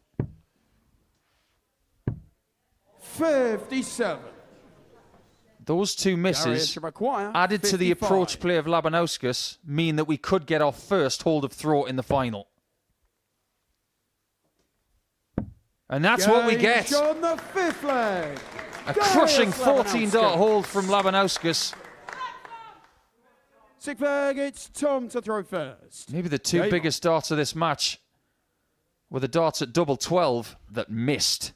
special final. Fitting 140. for a very special week. And it's far from over. I'm only going to say this once. A matter of just a few weeks back, 140. Dutch dart player at the Grand Slam averaged record numbers and didn't win a match. In the semis and final tonight, Tom Sykes 100. is averaging over 106. Combined. And he could lose this tournament. Poor old old Vessel Nyman. That was 36. as unlucky as that turn there.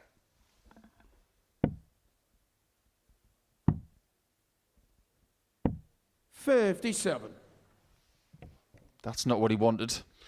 Oh, it's given an outside chance. I think it's minimum ton.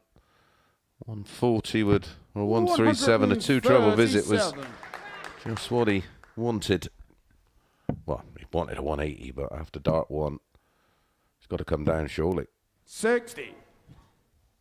I like that. Yeah, I don't mind it. Two trebles in the same spot. Well, a 180 here would leave double four, and he loves it. 140. Tom, you have Advantage 144. Labanauskas. Firmly. Because championship darts, 40. they are sitting in his left hand right now. Darius, you require And with his right 48. hand, he could now become the Series 9 champion.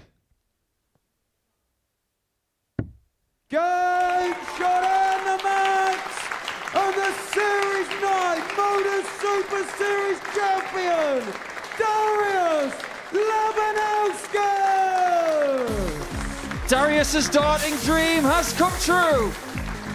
He's called Lucky D, but there was nothing lucky about that. He averages over 102 in the final.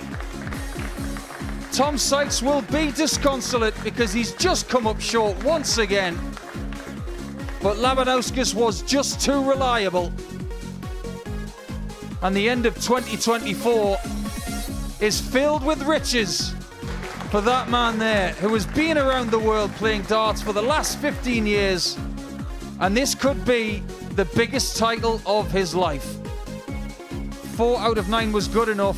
He soaked up the pressure from Tom Sykes early, and then he found just what he needed at the end with that wonderful 48 checkout to be champion.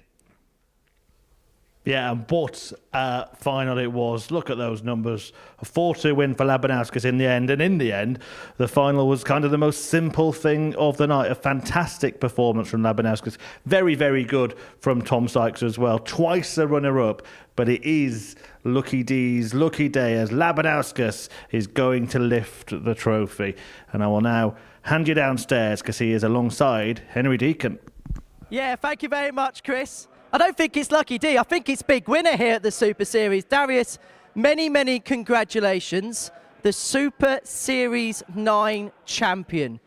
In your own words, just sum up how you feel right now. Thank you. I'm really happy. It's unbelievable. A lot of top players on this week was enjoy with me in this stage, and I'm really happy to win this. Yeah. Before a dart was thrown on Monday morning, the bookmakers made you the favourite to go on and win this week. Before you started the week, where did you feel your goals, expectations, where did you feel your game was at?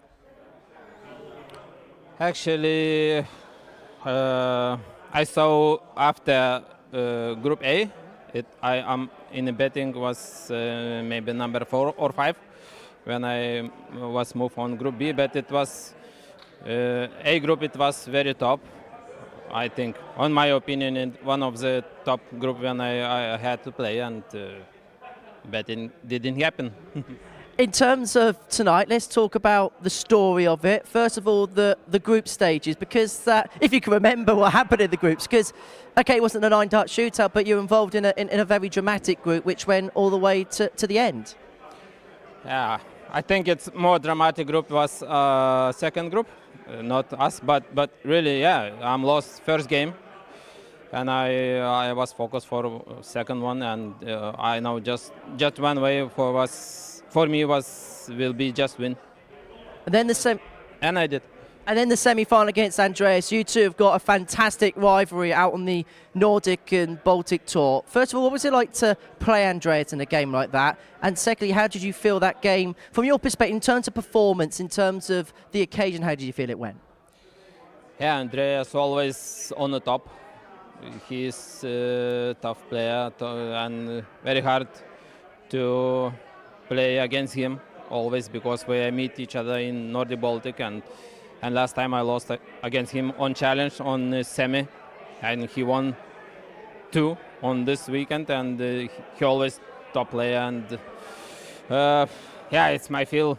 Okay, I need to win because it's no anymore group stage, you know. And then the final against Tom Sykes. I can tell you this now, Darius. You have broken the record for an average in a Champions League final. No one's ever averaged above 100 in a Champions League final before. You're the first ever player to do it. You averaged 102 against Tom Sykes. And you had to play to that standard because Tom was throwing big scores back at you. Oh, it's great to hear that. And yeah, it was brilliant game. I don't think what average I was, but it's feel like I'm play well. But yeah, today I was started to be little bit faster and less pressure for me for this, and this did work on this game. But it's actually, if I'm top on the list with this average, okay, it's very nice to hear. I need to pay a homage to one of our other pundits. You may have heard of him, Matthew Edgar, who said early on this year, when you dropped off the Pro Tour, he said that Darius Labanauskas is a contender to win a Modus Super Series grand title. When you walked into this building and you knew you were going to be playing in the Super Series, did you set your goals originally this high that you could pick up that trophy you're about to receive in a few minutes' time? Actually, I had played 2 times and I won week, and from second time I won Champions League. Yeah, it's feel good, and I don't know actually. How big a title is this for you? You've won so much in your career. You've won a lot in the Nordic and Baltic circuit. You've won a lot on the WDF circuit. Where does this title compare to what you've won in the past? On last, I don't know, last 3-4 years, it's my one of the best, one of the top trophy, and it's feel really great, and it's my dream. It's coming on. One final question. I can imagine you want to defend it, but I suppose there's another part of you that doesn't want to defend it because you want to get your tour card next month. Oh, maybe not mountain. Maybe I will get tour card on next couple of weeks because if I will get semi-final in Aleppali, I will get tour card. But yeah, but next step will be Aleppali week after. Next weekend I will fly to England back again, and if it didn't happen very well for tour card, I will go to Q School. I'm 100% sure. Are you ready to lift that trophy, Darius? Yes. Let's do it then. Ladies and gentlemen, your Modus Super Series 9 champion is Lucky D, Darius Labanauskas!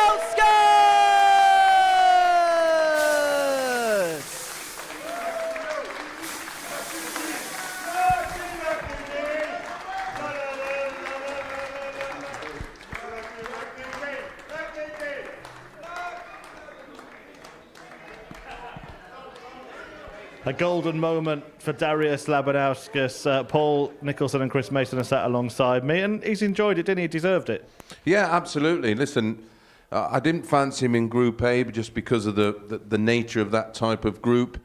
But once he made finals night, he's just got that type of game that will just keep you on edge. He just doesn't give you any kind of breathing space. You feel like you've got him. I mean, we've been watching him for years and years and years, and he gets beat by players that literally go through the gears and stay in top gear. Because if you get embroiled in a little bit of a battle with Darius, there's only one winner coming out of it. Yeah, and that's the last 3 series now that have been won by these ADC Europe representatives. And it's interesting, isn't it? Because, I mean, in that final, you talk about being in the Lions' Den, he was in the Tigers' Den, wasn't he? A lot of the support was there for Tom Sykes. So it takes a lot to come and do that. Yeah, it does, especially when you're weathering the storm, because let's face it, Tom Sykes turned up at the start of that final. He was hitting him hard with maximums, and he was able to stick in enough of a score to just stay in the hunt. And he showed that when the pressure is on, he can deliver his best stuff.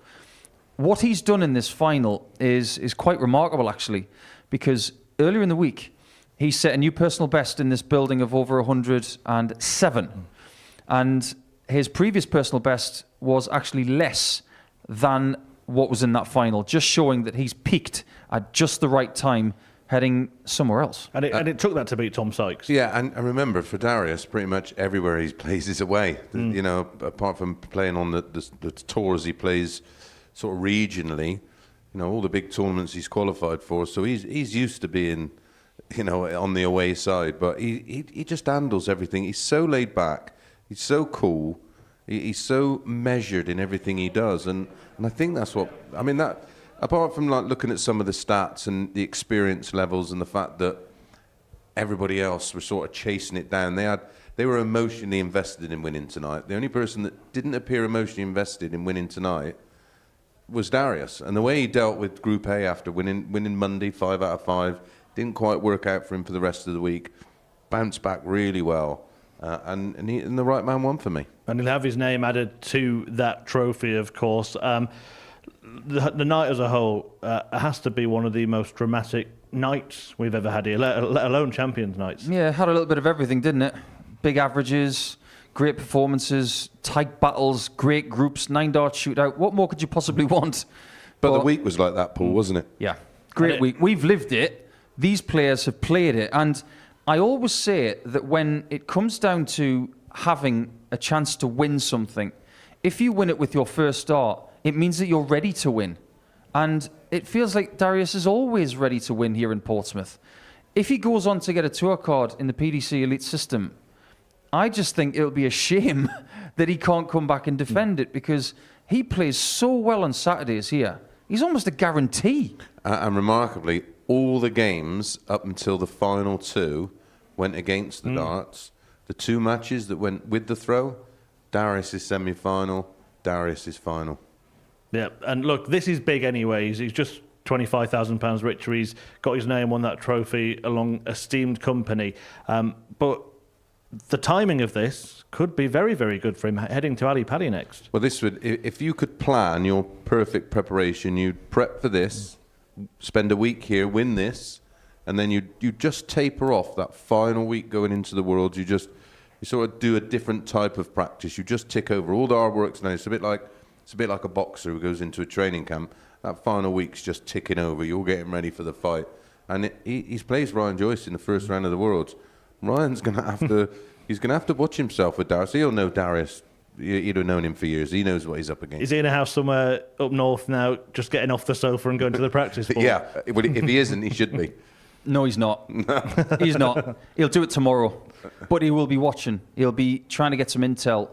But we've seen something else tonight that we haven't even referenced, because we have to talk about it post what happens. Darius has won week 1, then the series. That's never happened before. So this is 3 and a bit months in the making. It's just a case of winning week 1. Right, when do I come back? He said to us downstairs after week 1, I'll see you then, and I'll see you at the World Championship. In his own mind, he knew exactly what to do over the course of 3 months, not the course of a couple of weeks. Yeah, good point. Let's just talk about the player he beat in the final. It's 2 runners-up medals now for Tom Sykes. Disappointment or pride, or both? Pride, definitely. He shouldn't be disappointed. He threw everything at Darius. And when he's playing players in finals, he's got people when they're just popping at the right time. Sykes is a tremendous player. He's been tested like not many people have been in the live lounge here this week. He has prevailed, in my opinion, the way that David Davies has. He's put himself on the map once again. What a fabulous year for Tom Sykes. He's made 3 Champions Nights, and he's just one of the best players that we have coming through the door on a regular basis. Yeah, just seeing pictures of him there with David Davis again, someone who has made a name for himself here. Yeah, and that will happen. That become more of a thing because it carries so much weight now in the world of darts. It's a prestigious thing to win, carries some serious prize money, some serious exposure, and that's only getting bigger and bigger.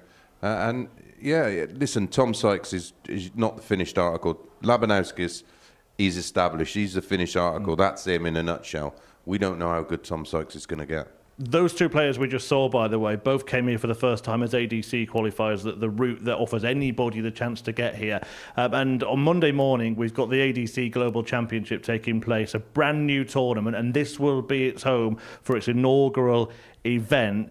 And you look at that list of names, I mean, that's going to be up there with some of the great live lounge weeks. Yeah, absolutely. I think there are great stories. Sebastian Białecki, for instance, representative from Eastern Europe, he is someone who is going to be coming here for the last time. He'd like to leave with the ADC Global Trophy because he's now got a tour card to look forward to in 2025 and 26 at a minimum.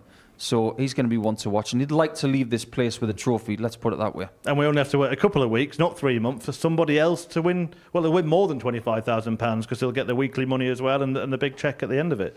Yeah, it's a massive event. It's a championships that was formed from an idea of some really ambitious but massive dart fans, and look what it's done. I mean, look what the ADC has produced for us, and look what we've provided for them. It's a perfect match, and it gives people opportunity. If you take away the money from the ADC Global Championship and you told those players all you're going to be doing is playing for this, and you put the trophy on here, they'd say, sign me up. Because the moment they see that, their eyes are going to light up. Right, before we wrap up this evening, I just want to wrap up the year, basically. What have been the big moments for you? Well, I think Harrison's 1-2-1 that night, it's going to be hard to replicate. But just the evolution of this whole place, really. What we're doing now, we're trying to take big strides into making this level of darts better and better and better. You said it a little bit earlier, ADC Europe, the last 3 champions, say no more. And for you? I think that remarkable average from Bo Greaves, and yeah, that was something that stood out for me. Her going unbeaten, her doing so well outside of a women's week. But all in all, I'm with Nico. We've sort of watched it go from stage to stage, and then with the introduction of the ADC, and now what that's starting to produce, and the fact that it's culminated in a global championships, which is going to take place here and be on Pluto TV for the next 2 weeks, and it's a great alternative to anything else that might be out there. Yeah, absolutely. Don't forget as well that the Pluto TV channel is on air 24/7. Plenty of fantastic content. You'll be able to relive all the highlights as well. But it is Darius Labanauskas' name that gets added to the roll of honour, and we should end with him because he's produced a fantastic performance and he deserves to have his name in that company. Yeah, it really does. I think we spoke a lot after Series 4 about maybe it was going to be a young person's victory more often than not. Since then, not really. Jim McEwen, Darius, then you look at the young Marvin, so he's bucked the trend, but after Andreas won, so it's such a lovely spread of players who have won here with their ages. But in 2025, I think it would be great if we have someone like Bo Greaves challenging for a series title. She's been close. I wouldn't be surprised if she gets one next year. Well, look, you kind of predicted the 9-dart shootout, but Mace, no, not really. The last word goes to you because you did back Darius Labanauskas to win tonight. And when he was doing that interview with Henry, you said you loved the confidence when he asked him about tour card at Q School. He said, hang on a minute, I might get one with the run at the World Championship. So he's going into that buoyant, isn't he? Well, he should be after the week he's had here. And like Nico said, it all started 3 months ago with qualifying by winning a week to be in this Champions Week. That shows you a man who's calculated and who knows how to prep right. And I think this is the perfect prep. And we all here wish him a fabulous World Championships. Gentlemen, thank you very much. We'll see you again soon. Stay tuned here on Pluto TV. Plenty of fantastic darts content coming your way. But that's it for the Modus Super Series for 2024 in terms of the live action. Of course, the ADC Global Championship, as mentioned, gets underway on Monday from 9:30. But tonight, well, it was Champions Night, and what a night. Good night. But it doesn't matter. The winner of Series 6 is off to a very good start. This place could change. Darius' checkout. Tops wins it. What a shot from Tom Sykes.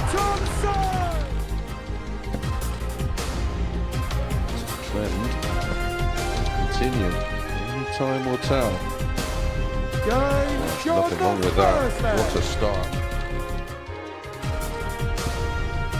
Double 18. Game shot We've got history. Andreas!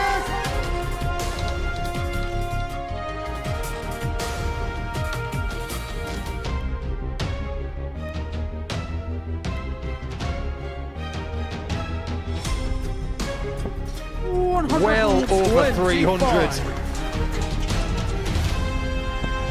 81. Only 81. 45. And David Ladies and Davies gentlemen, has the two won it. players through to the semi-final. David Davies and Andreas Harrison. Only one more thing to do. And that was it. That was simply unbelievable. Because his dad just needs a hug. Go and give him one, Tom. One left at nines. An amazing dart from Darius Labanauskas.